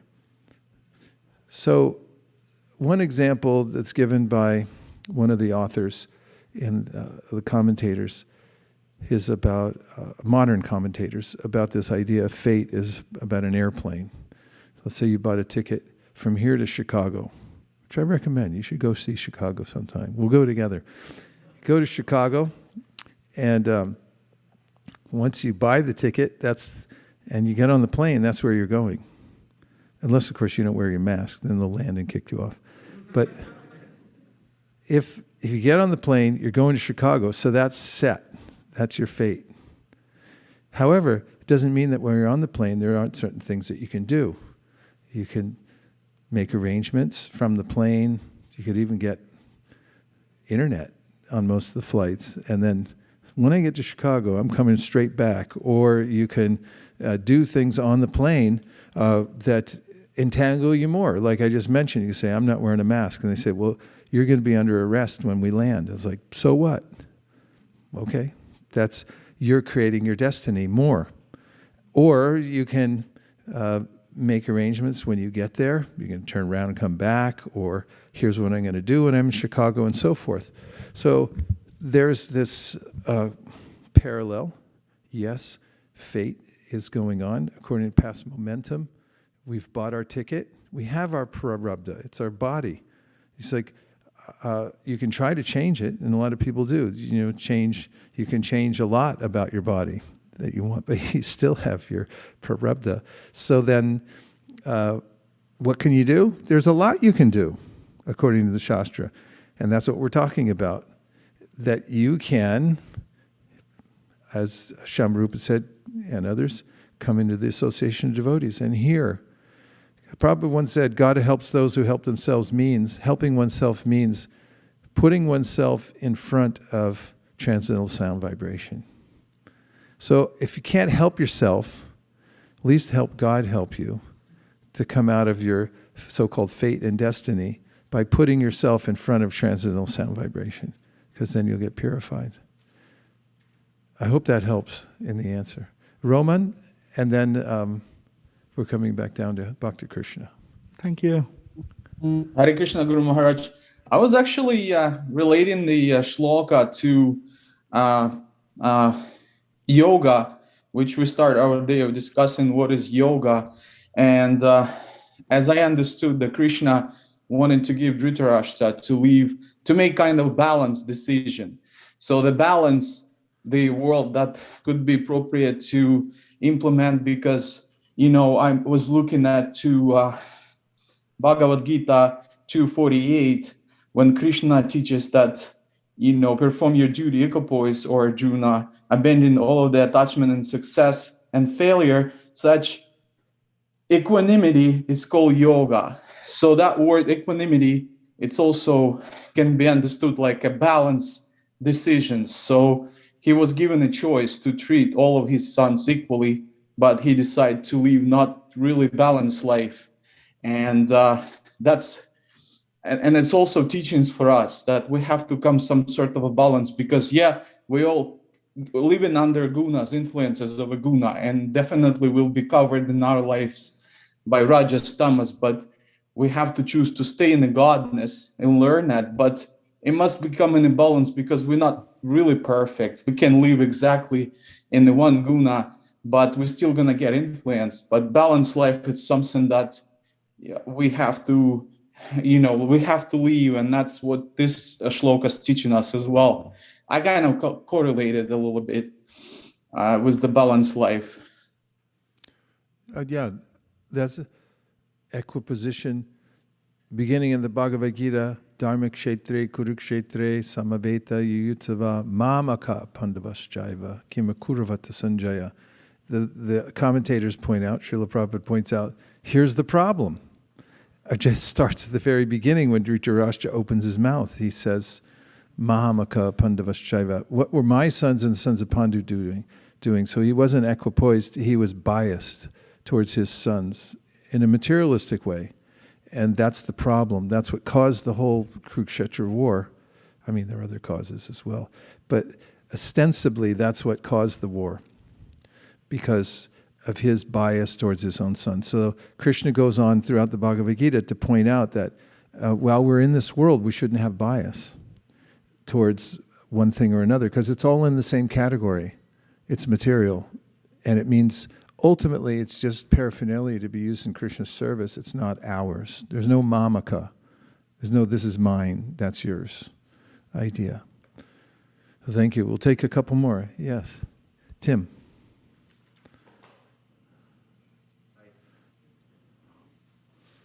Hi. So when you said God helps those who helps themselves, it reminded me of the story of the sparrow and Garuda. And the sparrow slowly pecked away at the big ocean. And it also kind of parallels Dhritarashtra's situation. Because in the story, he had even said he's got all the nectar of the gods. He has all the utility to serve, but he still refuses. But the sparrow, on the other hand, has just a small beak, but does a little bit every day. So I like that. That's really nice. He had full facility and he didn't use it, and the little sparrow just had a little tiny capacity, but because she used it, she invited all the powers of the universe, especially Garuda, to come and help her. Nice observation. I like that very much. Okay. Oh yeah, Krishna, I promised you. And then there's a few more devotees. It goes 1, 2, 3. Thank you, Srila Gurudev, for the amazing class. I was on the same lines where Shamrupa Prabhu said that how do we overcome weaknesses of heart to enroll under the pure devotee. And then I was reading yesterday about Yogendra Prabhuda in 11th canto. So he also says about weaknesses of the heart before, and then he says Tasmat Guru Prapadyeta. So same like so now Shri Gurudev, I almost... So just to summarize what he just said, there's a section in the 11th canto of the Srimad Bhagavatam in context of Maharaj Nimi, who was a pious king performing a sacrifice. And then there are 9 sages who are sons of Rishabhadeva, who were wandering around the universe just enlightening people. They all hung together. And one of them, Prabhuda, whose turn it came to speak when Maharaj Nimi asked questions, then described the adversity of material nature and our involvement in the material nature and how uncertain the life is in this world. Prabhuda, he goes at great lengths describing how difficult the material world is. And then he comes to the verse that Bhakti Krishna just brought up where he says, Tasmad Gurum Prapadyeta, therefore, Tasmad means therefore.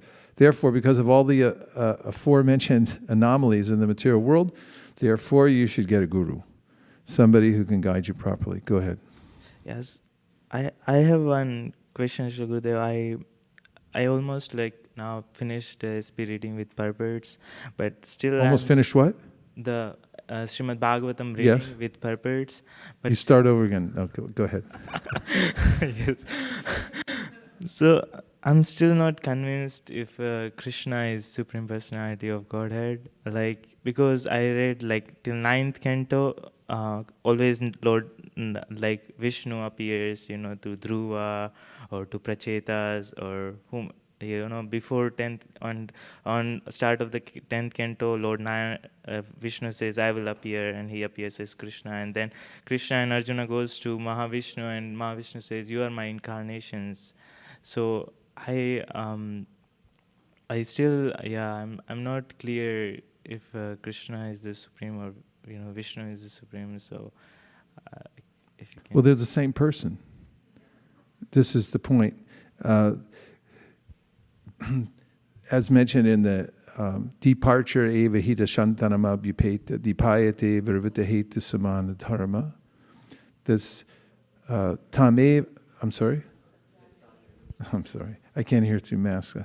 Departure eva hita shantanama abhyupeta dipayate virvita hetu samana dharma. Yes, tadrageva hicha vishnu chaya vibhati govinda mari purusham damaham bhajami. Sorry about that. So there's one original candle, and then that candle lights many other candles. Same power, same brightness, same fire, just is one considered original. So then the discussion comes up, what do you mean by original? So from the point of view, there are different points of view, and it's important to discuss this, as comes up in the Sri Chaitanya Charitamrita, Siddhanta Bolya Chitana Kara Alash, Iha Hoite Krishna Lage Sudrir Manash. When you discuss this, and that's the very conversation that Kaviraj Goswami is bringing up, then you get a clearer understanding of Siddhanta. And so there are different ways. Siddhanta means a perfect understanding. You understand what something is and what it isn't. Pinpoint accuracy. So that's why the commentaries come from the different acharyas. And everyone has different points of view. From the point of view of Vaikuntha, Narayan is the Supreme Personality of Godhead. After all, these baby activities of Krishna and Vrindavan are just some kind of like, that's weird. Why would our Narayan do that? That's how they think, some of them, in Vaikuntha. Like, this is some, like, yeah, okay, but Narayan. So that's their mood. So then, through analysis, Rupa Goswami brings up what is the feeling and the qualities of the Supreme Personality of Godhead. So he catalogs them all, and he shows how Narayan has 60 qualities, whereas Krishna has 64 qualities. So from the point of view of the analysis of the qualities of the personalities involved, although they're the same person, the one who is Rasaraj and has this indescribable beauty, which is unparalleled, who has a intimate connection, loving connection with his devotees, which is varied. It's not just one thing on reverence, not to diminish the relationship of the Vaikuntha Basis, because there is some nuance there too. But the nuance, when you come to Krishna and Vrindavan, is quite profound. It's stunningly profound. And it requires a exposition of an entire science, which comes out in the Vaishnava Shastras. And then you have the devotion of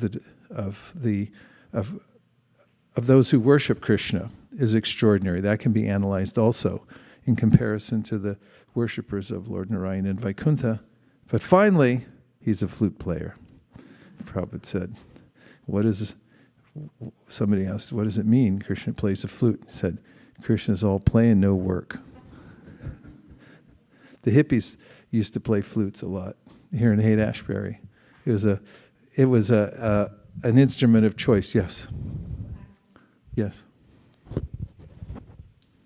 Yeah, this is a very interesting question. I just want to add a point here for Prabhu. When the Brahma Vimohan Leela happens, and then Krishna actually, Brahma takes away, that time Krishna actually creates one set of all the gopas and the cowherd boys and the cows. He creates the illusion for Brahma, and they are all there, but the real ones are hidden by Krishna, and Krishna reproducing himself with all of them. After 1 year, when Brahma comes, he actually sees that, everybody's here, but I thought I have taken them. And then when he sees, he actually sees 400 Vishnus in all of them. And that's when he realizes, and then all the 400 Vishnus, they go inside Krishna. So Krishna is the source of the 400 Vishnus. It was like in one of the lectures I heard that it was one of the points they said that that's how you prove it. And obviously the Karanodakshai, Vishnu, Garbhodakshai, they were made to get in touch with the material world and do the business of the material world. So those Vishnus are also from Krishna. So I just wanted to add that. Yeah, it's an important point, and there are various points made by the Gaudiya Acharyas to point to Krishna as a Supreme Personality of Godhead. In fact, they take Ete Chamsa Kala Pumsa and syntactically analyze the verse to show how it's not possible that you could consider any other incarnation to be supreme according to the syntax of the verse. And these verses are not mistakenly created. They're perfect. And therefore, the predicate is not named before the subject. And so from various points of view. However, as Kaviraj Goswami points out in the Chaitanya Charitamrita, all of them are correct. If you say Vaman is the Supreme Personality of Godhead, yeah, okay. That's correct from your point of view. There are very systematic ways of explaining how Krishna is the Supreme Personality of Godhead. But you know, when this came up, sometimes devotees would want to push this point. Prabhupada said, same. Narayan Krishna, same. Because unless you have some nuanced information and attentiveness, you're able to be attentive to the presentation, then you can't come to that refined understanding anyway. So you should start with the basic understanding, which is Advaya Gyan Tattva. It's all one thing we're talking about. It's just in different divisions. Brahman, Paramatma, Bhagavan, and amongst Bhagavan's incarnations, they're all the same because it's one person. How could it be different? Just in different moods. Like Narayan is going to work with a briefcase, whereas Krishna, he's got bare feet and a flute. So means Krishna doesn't have to work, so who's supreme? Because, also Goloka is an island. The most wealthy person has his own island. You have your own island, and what do you do there? Nothing. You don't do anything. Don't create anything. It's just art. It's just arts and crafts. Because if you look at Ananda Chinmaya Rasa Pratibhavitabis Tabirya Eva Nijurupataya Kalabi, in that purport, it's described what are people doing in Goloka? What are they? Arts and crafts. How to make beautiful garlands and play different kinds of instruments and stuff like that. It's all play. It's all Leela. Okay, well, yes. Oh, right. We had a couple more, and I'll try to be brief on these. Maharaj, this is a general question regarding the Krishna conscious moment. It's predicted in the Shastra that the Krishna consciousness moment will last for 10,000 years, next 10,000 years, and that will be a golden period. Now my question is, devotees like you and other devotees who had seen Prabhupada and who met Prabhupada when he was here on this planet, they are sincerely following the instructions of Srila Prabhupada and carrying the movement ahead. So what will happen to this movement after these great generals depart this mortal world? Will this movement carry on with the same rigor and same sincerity and same enthusiasm, or it will be like, I'm a little bit concerned about what will happen when these great generals leave us. That's what Prabhupada was concerned about too. Giriraj Maharaj tells in his book, I'll build you a temple. It's about the Mumbai project and much, much more. And Prabhupada, when he was very ill and getting ready to leave, he said, it will go on. How will it go on?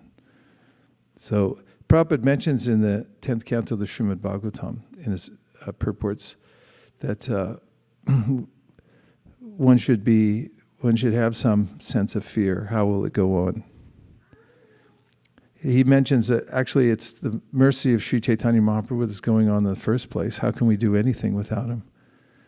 So as long as there's somebody that's sincerely trying, it will go on.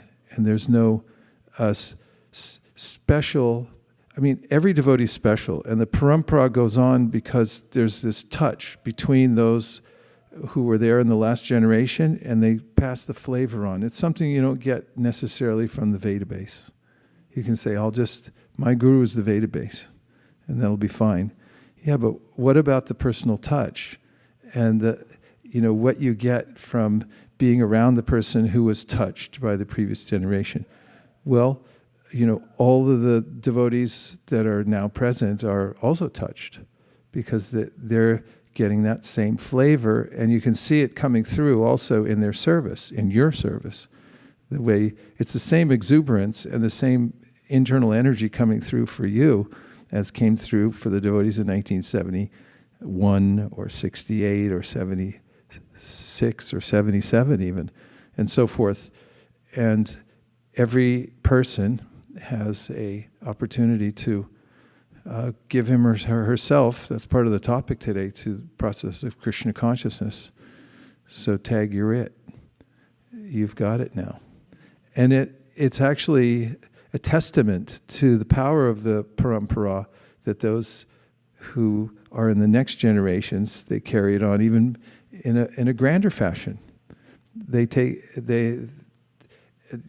no diminishment of the internal energy. It gets passed down through all the devotees. So it's not that it's like, okay, you're going to run an Ethernet cable, 100 meters, that's as far as it goes. After that, you start losing the signal. It's not like that. The signal stays strong. As long as there's one sincere person, then it'll stay strong. And if it's not, then Krishna will make some arrangement, like he did in the Bhagavad Gita, yoga nashta parantapa, that it got weakened, now I'm going to strengthen it again. So he's always doing that at various intervals. And sometimes it disappears altogether. Like after Chaitanya Mahaprabhu, the whole thing went underground for some time until Krishna sent great acharyas like Bhaktivinoda Thakur, Narottam Das to bring it back out again. Okay, there was one last question, I think. Oh. Hare Krishna. And you had something. Okay, Malini was next, and then there's somebody online, and it sounded like, was it Dhanavari? Dhanavari, okay. Yes, Guru Maharaj. Okay, it's Malini and then Dhanavari. Go ahead, Malini. I want to make a quick one. Wonderful points that you made earlier, Prabhu. There's one thing that I remember that you mentioned, that we should have mentors in our life. Even though there is good instruction going on everywhere, unless you have a mentor who you follow and take the instruction and actually implement it, it becomes a little difficult, especially when we are going through difficult times like Dhritarashtra was going through. If the same advice that Akrura gave, if he ratified with his mentor, probably he would have acted differently. So just wanted to add that point. There's such an important point, and it's one that comes up in the context of Bharat Maharaj. He was such a great soul. He went off by himself, didn't have any mentors. And then when he got attached to the deer, he could have called the Humane Society, but instead he decided to take the deer as a pet. But if he talked to his mentor, he could have got a text message like, don't do it. And he would have been saved a little trouble. Okay, Dhanavari for the close.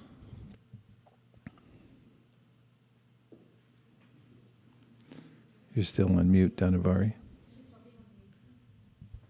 That's the name of my memoir for the pandemic, Talking on Mute. Mataji, you're on mute. Oh, sorry.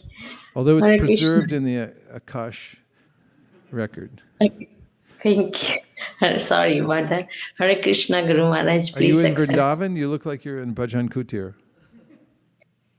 I am actually, my house is renovating. I'm at someone devotee's house, living in a small, I'm trying, for it. Thank you. So, thank you for the nice class. Please accept my humble obeisances. I just wanted to thank you for a wonderful class. Very nice class. You covered so many points. All the doubts have been cleared, and very nice. Thank you so much for nice class. That's all I wanted to share. Hare Krishna. It was worth seeing you in your Bhajan Kutir. Thank you. Okay, Hare Krishna. Anyway, we came and discussed to the best of our ability. And now, can we have a couple announcements? First, we have from our book distribution department.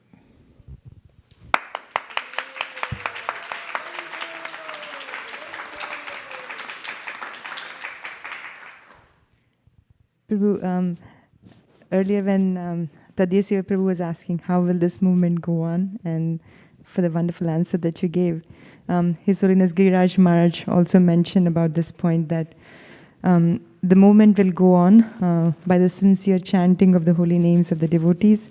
And he mentioned, and also second point is the intelligent organization.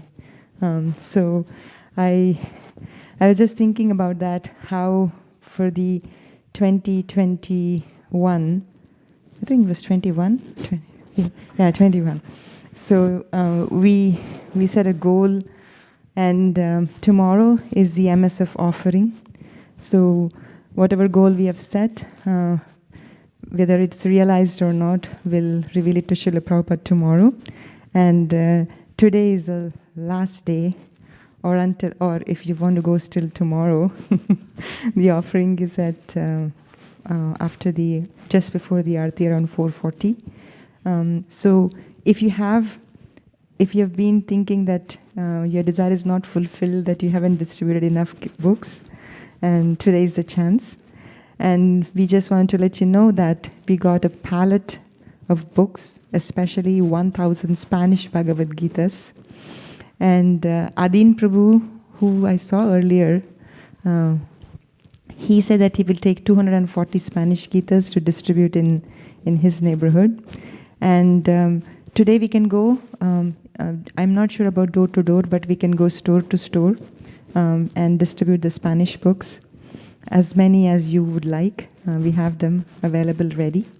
And if we are going, try to cover some areas which are not covered earlier, like some areas in Cupertino, Fremont, and already are covered. But if you go a little further down, like Union City, San Leandro, San Jose down, so you can go, and if you want, you can join Adin Prabhu in Gilroy, and you can distribute some books. But today is the last day, and we want you to do as much as possible. We are still inching towards our goal to be offered tomorrow. And thank you so much for spending your life and soul for distributing Srila Prabhupada's books. And it's overwhelming to see the messages on Weekend Warriors, how everybody is going out every single day. And some devotees went to Sacramento last week, and they distributed Arabic books almost in every store in Sacramento. Krishna Prabhu and Kotukarna Prabhu. They also went to Tracy on the way to Sacramento, and they distributed there as well. So thank you so much. That's all, Prabhu. Thank you.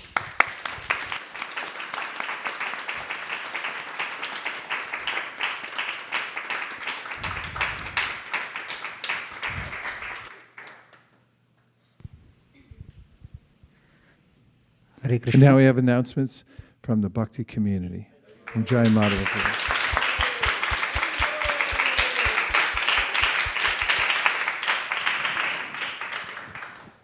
Hare Krishna. So as you know, Bhakti community is an online community focused on introducing Krishna consciousness to newcomers. So whenever you give books, please do also share Bhakti community so that newcomers can take advantage of a group of people who can help them learn Bhakti practices. So after 2 weeks break in December, we restarted Bhakti community for the new year. We had our Bhakti on, Bhakti Circle and Success Sadhana programs this week, along with Women's Circle. We had around 51 people who attended Bhakti on, and I'm very delighted to say Clay, who is a new member of Bhakti community, he joined Bhakti on.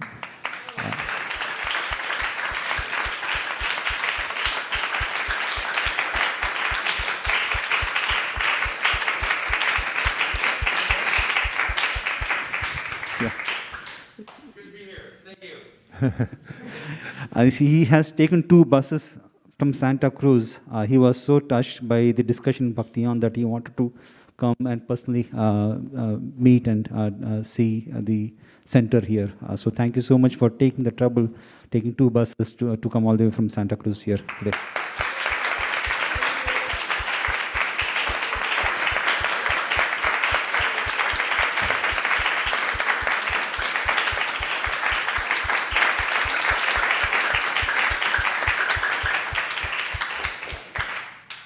And thank you also to Ankita Mataji and Akshay Prabhu. I think they are the ones who gave a book to Clay and helped him explain the center. So thank you so much, Prabhu.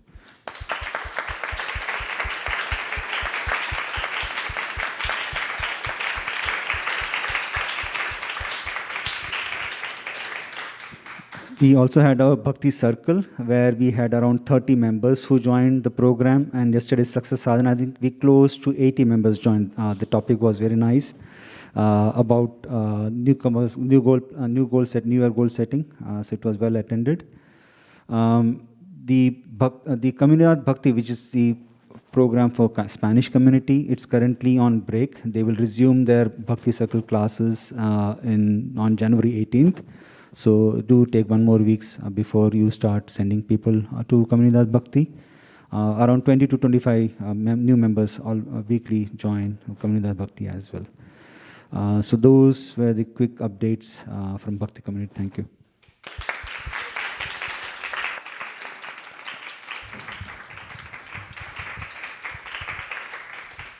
Hare Krishna, today is Manjri Gopika Mataji's birthday, and on that occasion, Manjri Gopika Mataji and Achyuta Chaitanya Prabhu cooked today.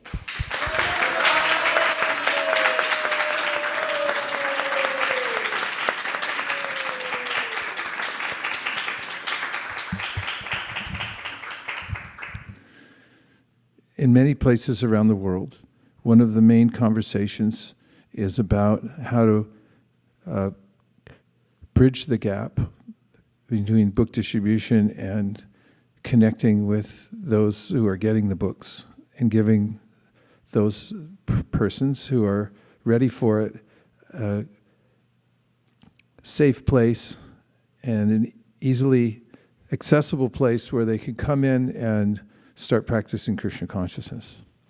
So one of the stellar models around the world has started here during the pandemic, and it's the Bhakti community. And so one of the projects that we're working on here at ISV is how to perfect that. And that is, we're getting out and meeting a lot of people, door to door, person to person, on the phone and so forth, and how to broach that next step between the person got something, they're interested, so how do they get introduced?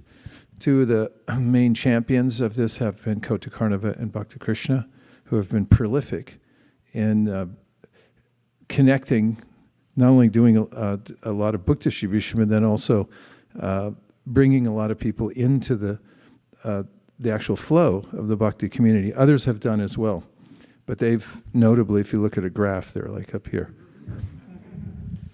So this year, in 2022, we're interested in finding out as much as possible from everybody in the assembly, where are the gaps? Where can we do better? How can the program be adjusted so that it seems like the safest place for everybody to bring somebody in?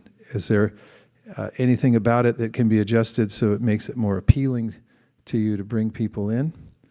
And is there something about the process that can be improved as well, making it easier so when you meet somebody, you know exactly how to bring them in so they get an opportunity? I'm personally charmed by the quality of the people who are coming into the Bhakti community. It's just proof that there are so many sincere souls moving around the world looking for a solid wisdom tradition that is practicable. And they become enlivened when they see there is such a thing that's logical, reasonable, well-reasoned faith. It's not some far-fetched idea.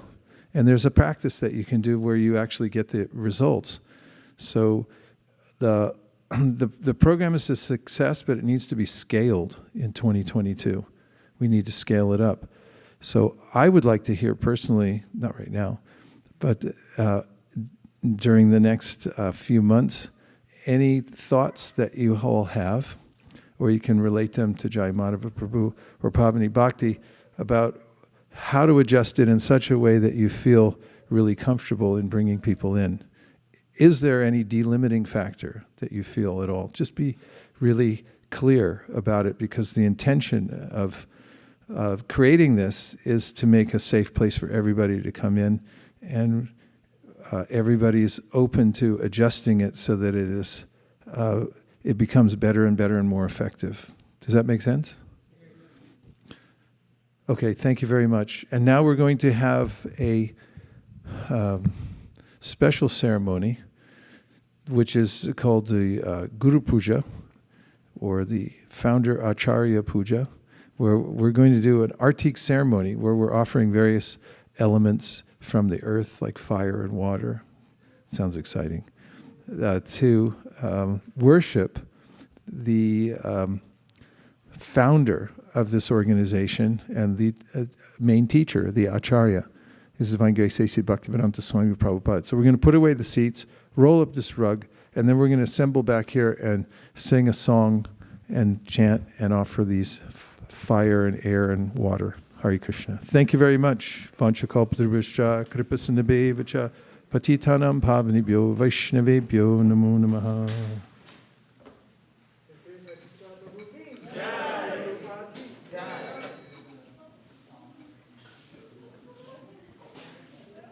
Thank you.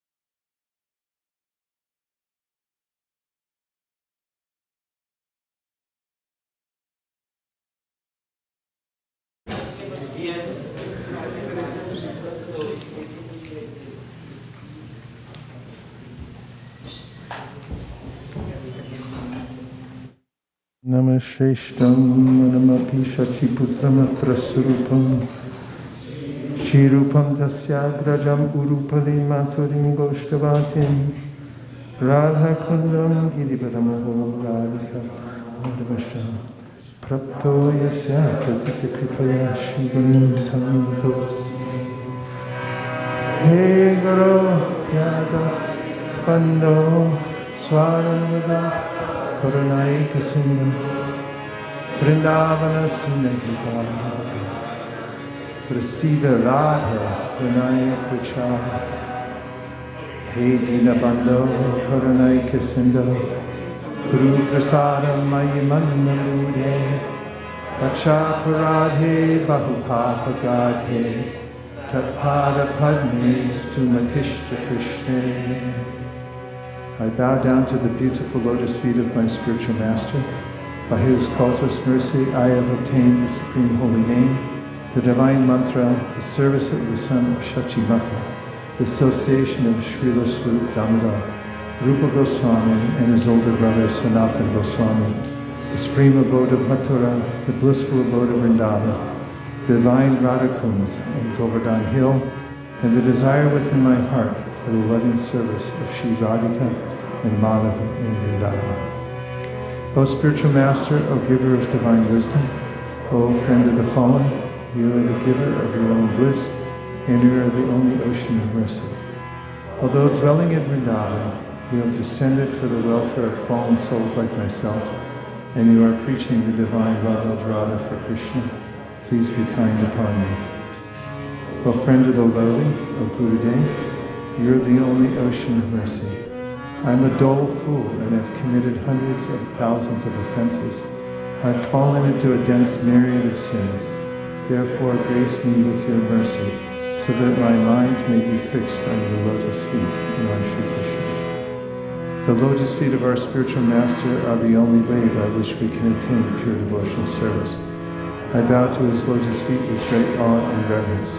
By his grace one can cross the ocean of material suffering and obtain the mercy of Krishna.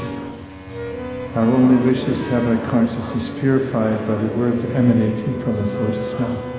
Attachment to his lotus feet is the perfection that fulfills all desires.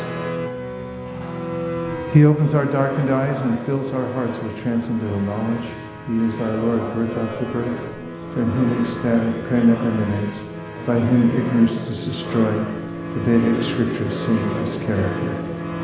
Our spiritual master is the ocean of mercy, the friend of the poor, and the Lord and master of the devotees. Master, be merciful unto us. Give us the shade of your lotus feet. Your fame is spread all over the three worlds. Sri Guru Charana Padma Kevala Bhagavati Sadma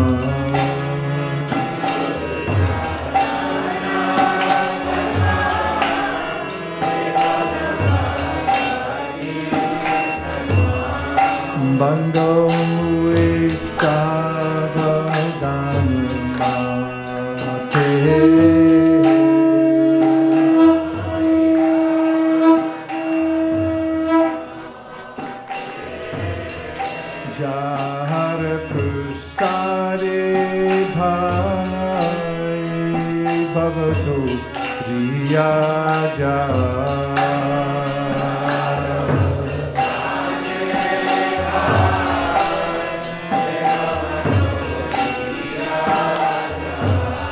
Krishna Prapti Hoy Jaha Hoy Te. Organize. Make it happen.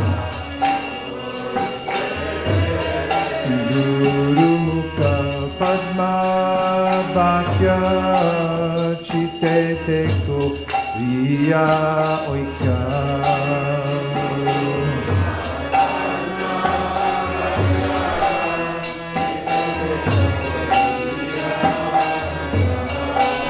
Guru Mukha Padma Bhakya Chite Teko Riya Oika.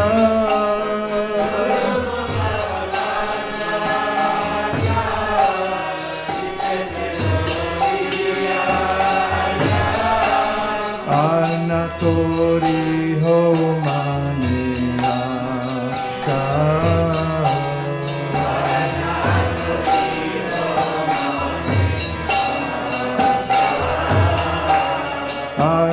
Kori Ho Mani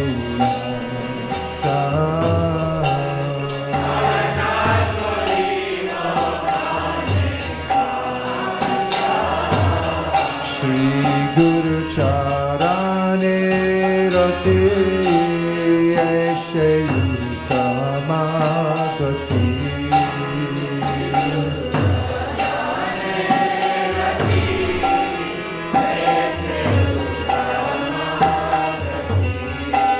Shri Guru Charane Rati Eshe Utamagati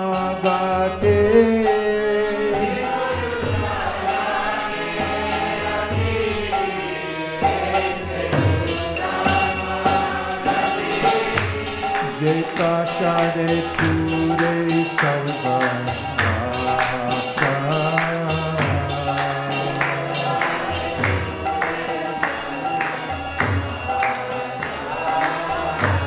Jeta Shade Ture Sarva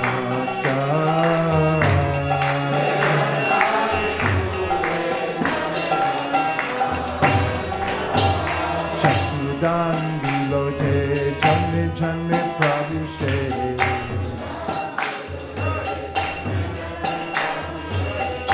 Yajnane Pokashita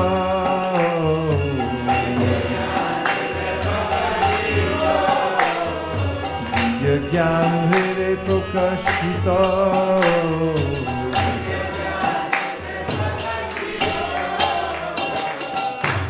Prema Pati Jaha Hoite Adi Jadi Mata Jate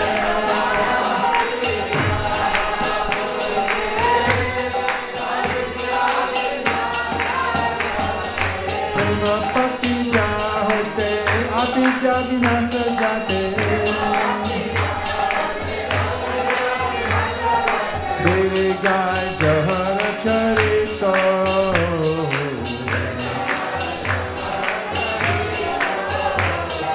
Devi Gai Jahara Charito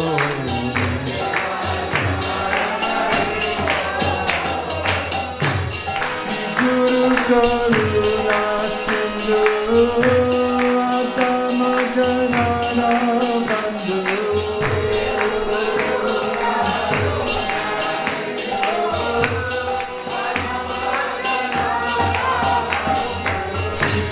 Karuna Sindhu Adama Janana Bandhu Lokanath Lokera Divana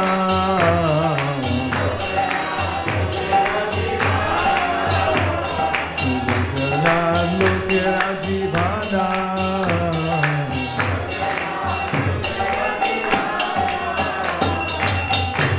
Ha ha Prabhu Kora Doya Deha Mure Para Jaya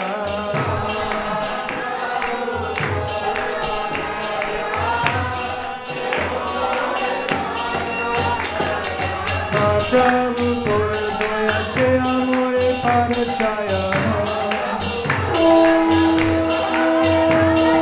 Deve Jashi Shikiruvana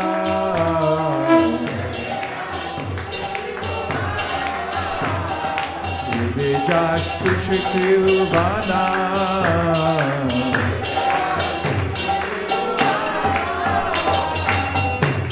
Ha ha Prabhu Kora Doya De Amore Para Jaya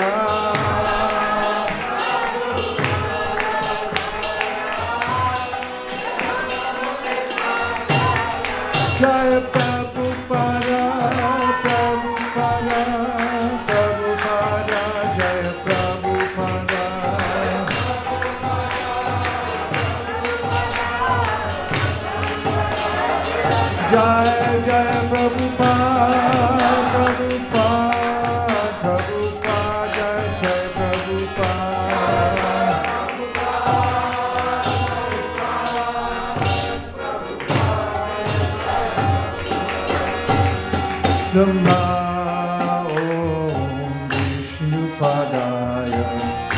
Krishna Prishtaya Bhutale Srimate Bhakti Vedanta Swami Namine.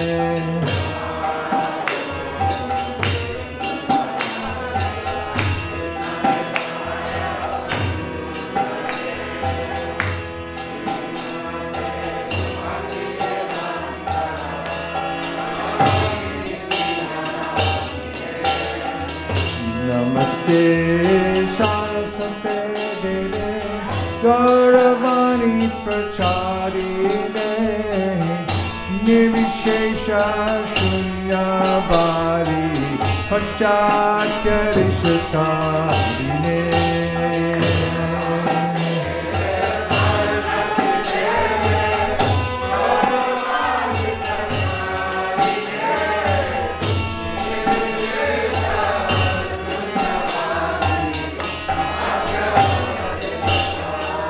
Jaya Shri Krishna Chaitanya Prabhu Nityananda Shri Advaita Gadadhar Shivasadi Gaur Bhakta Vrinda.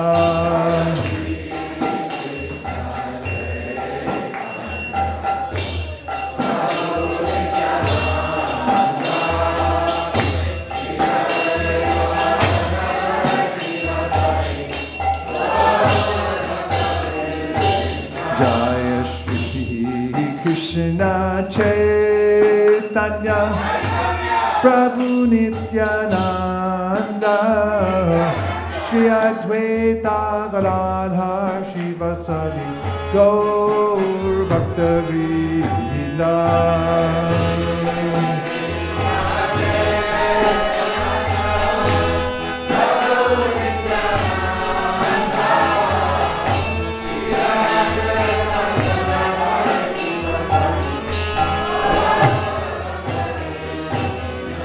Jai Shri Krishna Chaitanya Prabhu Nityananda Shri Advaita Gadadhar Shivasadi Gaur Bhakta Vrinda.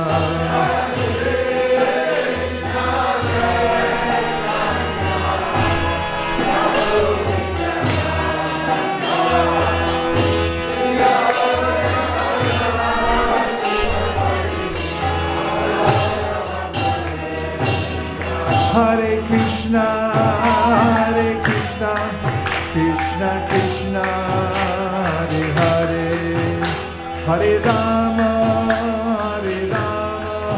Rama Rama, Hare Hare.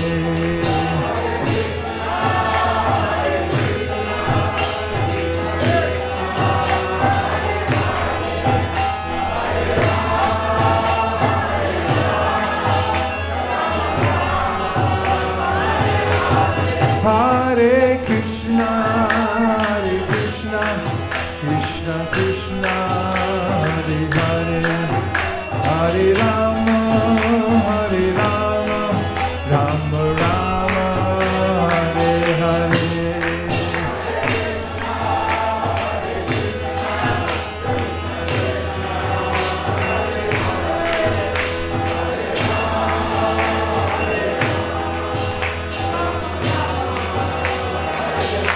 Hare Krishna, Krishna Krishna, Hare Hare, Hare Rama, Rama Rama, Hare Hare.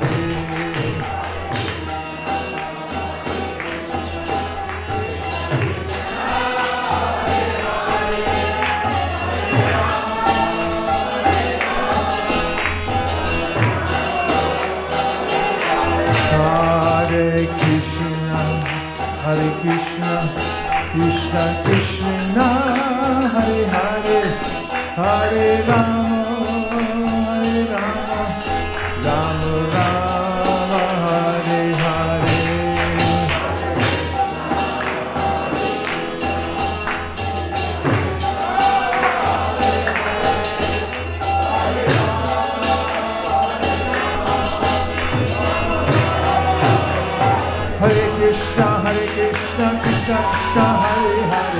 Hare Rama, Rama Rama, Hare Hare.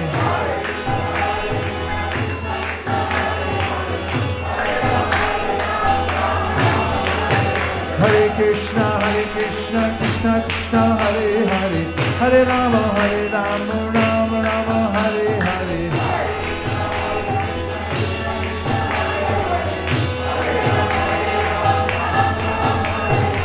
Hare Krishna, Krishna Krishna, Hare Hare. Hare Rama, Rama Rama, Hare Hare.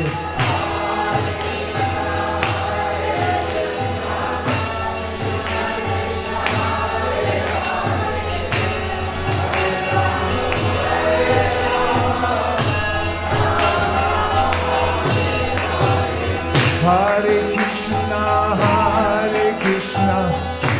Krishna Krishna, Hare Hare.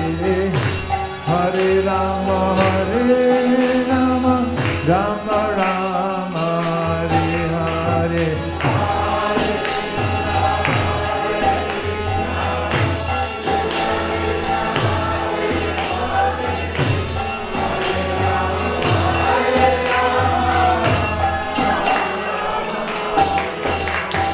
Hare Krishna, Krishna Krishna, Hare Hare. Hare Rama, Rama Rama, Hare Hare.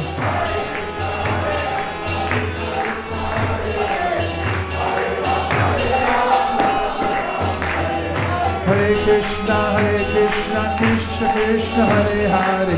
Hare Rama, Rama Rama, Hare Hare.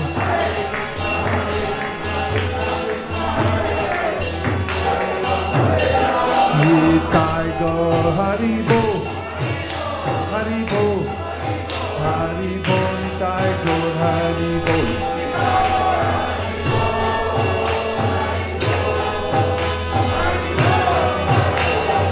Jaya Jaya Prabhupada, Prabhupada, Prabhupada, Jaya Jaya Prabhupada.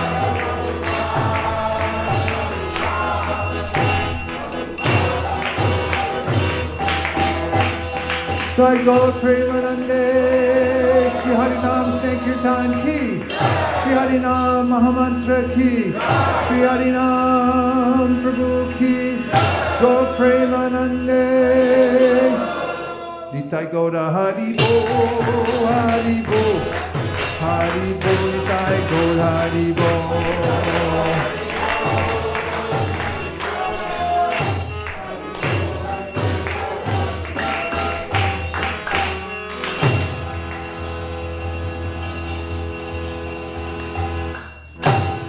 Jai Om Vishnupad Paramahamsa Trivrajikacharya Shtotarashtashi Shrimad Apai Charanada Vinda Bhaktivedanta Sai Maharaj Srila Prabhupada Ki Jai. Jai Om Vishnupad Paramahamsa Trivrajikacharya Shtotarashtashi Shrimad Srila Bhakti Siddhanta Saraswati Gosai Maharaj Ki Jai. Ananta Gaudiya Vaishnava Ki Jai. Namacharya Srila Haridas Thakur Ki Jai. Prem se kaho Shri Krishna Chaitanya Prabhu Nityananda Sri Advaita Gadadhara Shivasari Gaur Bhakti Vrinda Ki Jai. Sri Sri Radha Krishna Gopinath Shamakund Radhakund Giri Govardhan Ki Jai. Sri Vrindavanam Ki Jai. Sri Mayapur Navadiptam Ki Jai. Shri Jagannath Puri Dham Ki Jai. Tulsi Devi Bhakti Devi Ki Jai. Jamuna Devi, Ganga Devi Ki Jai. Samveda Bhakta Vrinda Ki Jai. All glories to the assembled devotees. All glories to the assembled devotees. All glories to the assembled devotees. Gaur Premanande Hari Bol.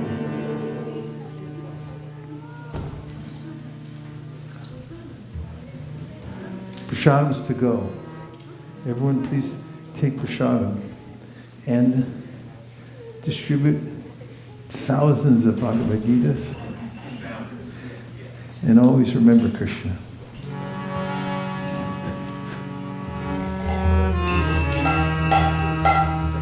Sharidat Vijajam Jodendriya Agahika Jibe Pele Dishaya Shokore Dharmar Devi Vayati Lova Moisu Mati Dake Teta Katita Sanchare Krishna Bodha Gunamo Kori Pare Pada Shapasha Annadhi Lokaha Shayandam Vitapao Radha Krishna Gunatao Preme Tango Shri Chaitanya Nihita Paire Ekadina Shanti Pure Prabhu Advaita Gare Dui Prabhu Bojani Boshilo Shakori Ashwadana Prabhu Bole Bhakta Kana Eshak Krishna Ashwadilo Heno Shakashwadane Krishna Prema Ashevane She Preme Toro Ashwadana Jada Buddhi Parihari Pratsara Bhojana Kori Hari Hari Bolo Sarva Chaha Hari Hari Bolo Sarva Chaha Mahapshari Govinde Rama Brahmani Vaishnave Swapa Punyavatam Rajan Vishva Sonada Jayate Sare Sarva Tikana Hare Ashoka Jayate Prasana Cheta Suryashu Vipaya Patishpate Kayopa Vita Suganda Vasavandhar Pakarchitaha Utishta Ojino Dasha Kavamayam Jayemahi Bar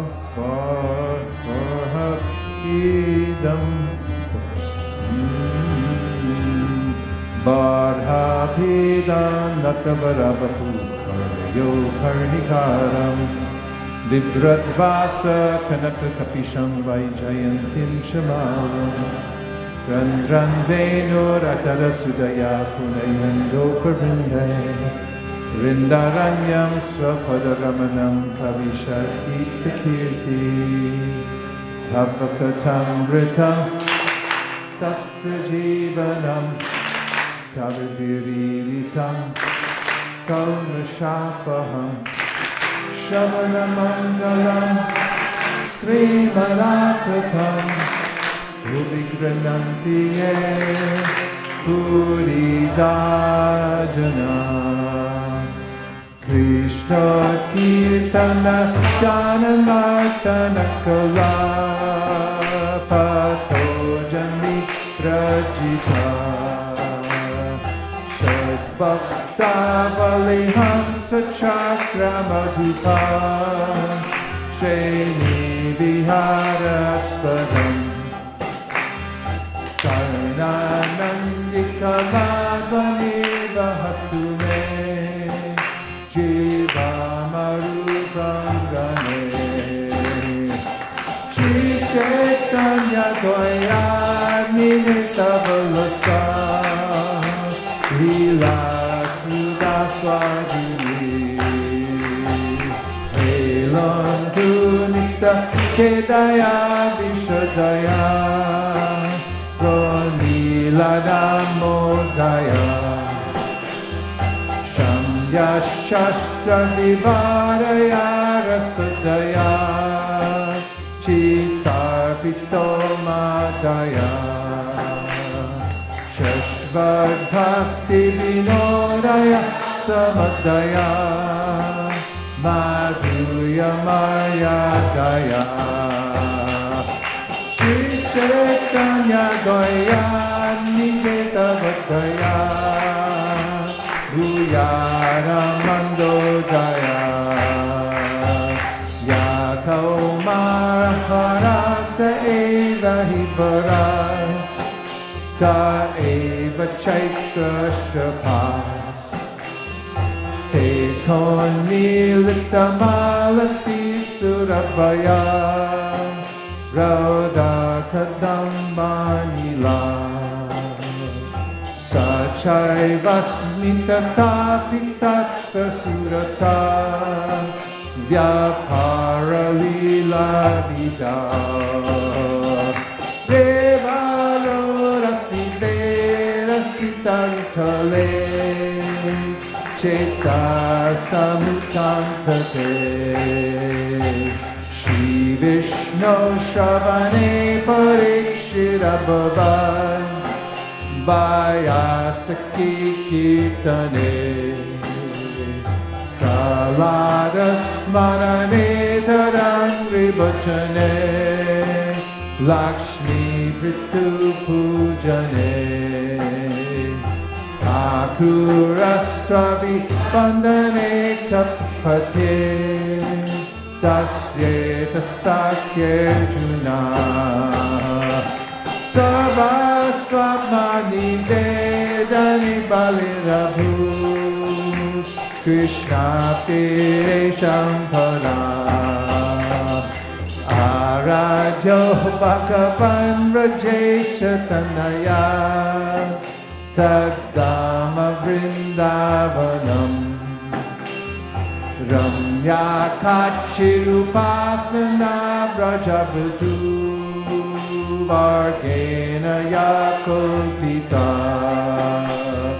Srimad Bhagavatam Pramana Mamalam Prema Pumato Maha Shri Chaitanya Mahaprabhu Matanidam Chakradarana Para Shri Chaitanya Mahaprabhu Matanidam Chakradarana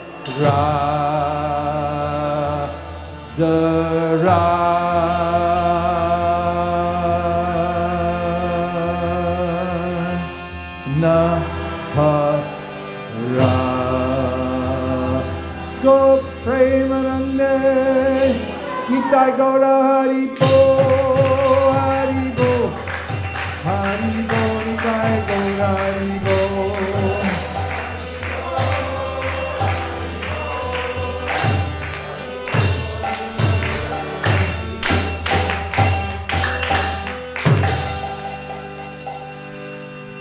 Please come take prasadam. Hare Krishna.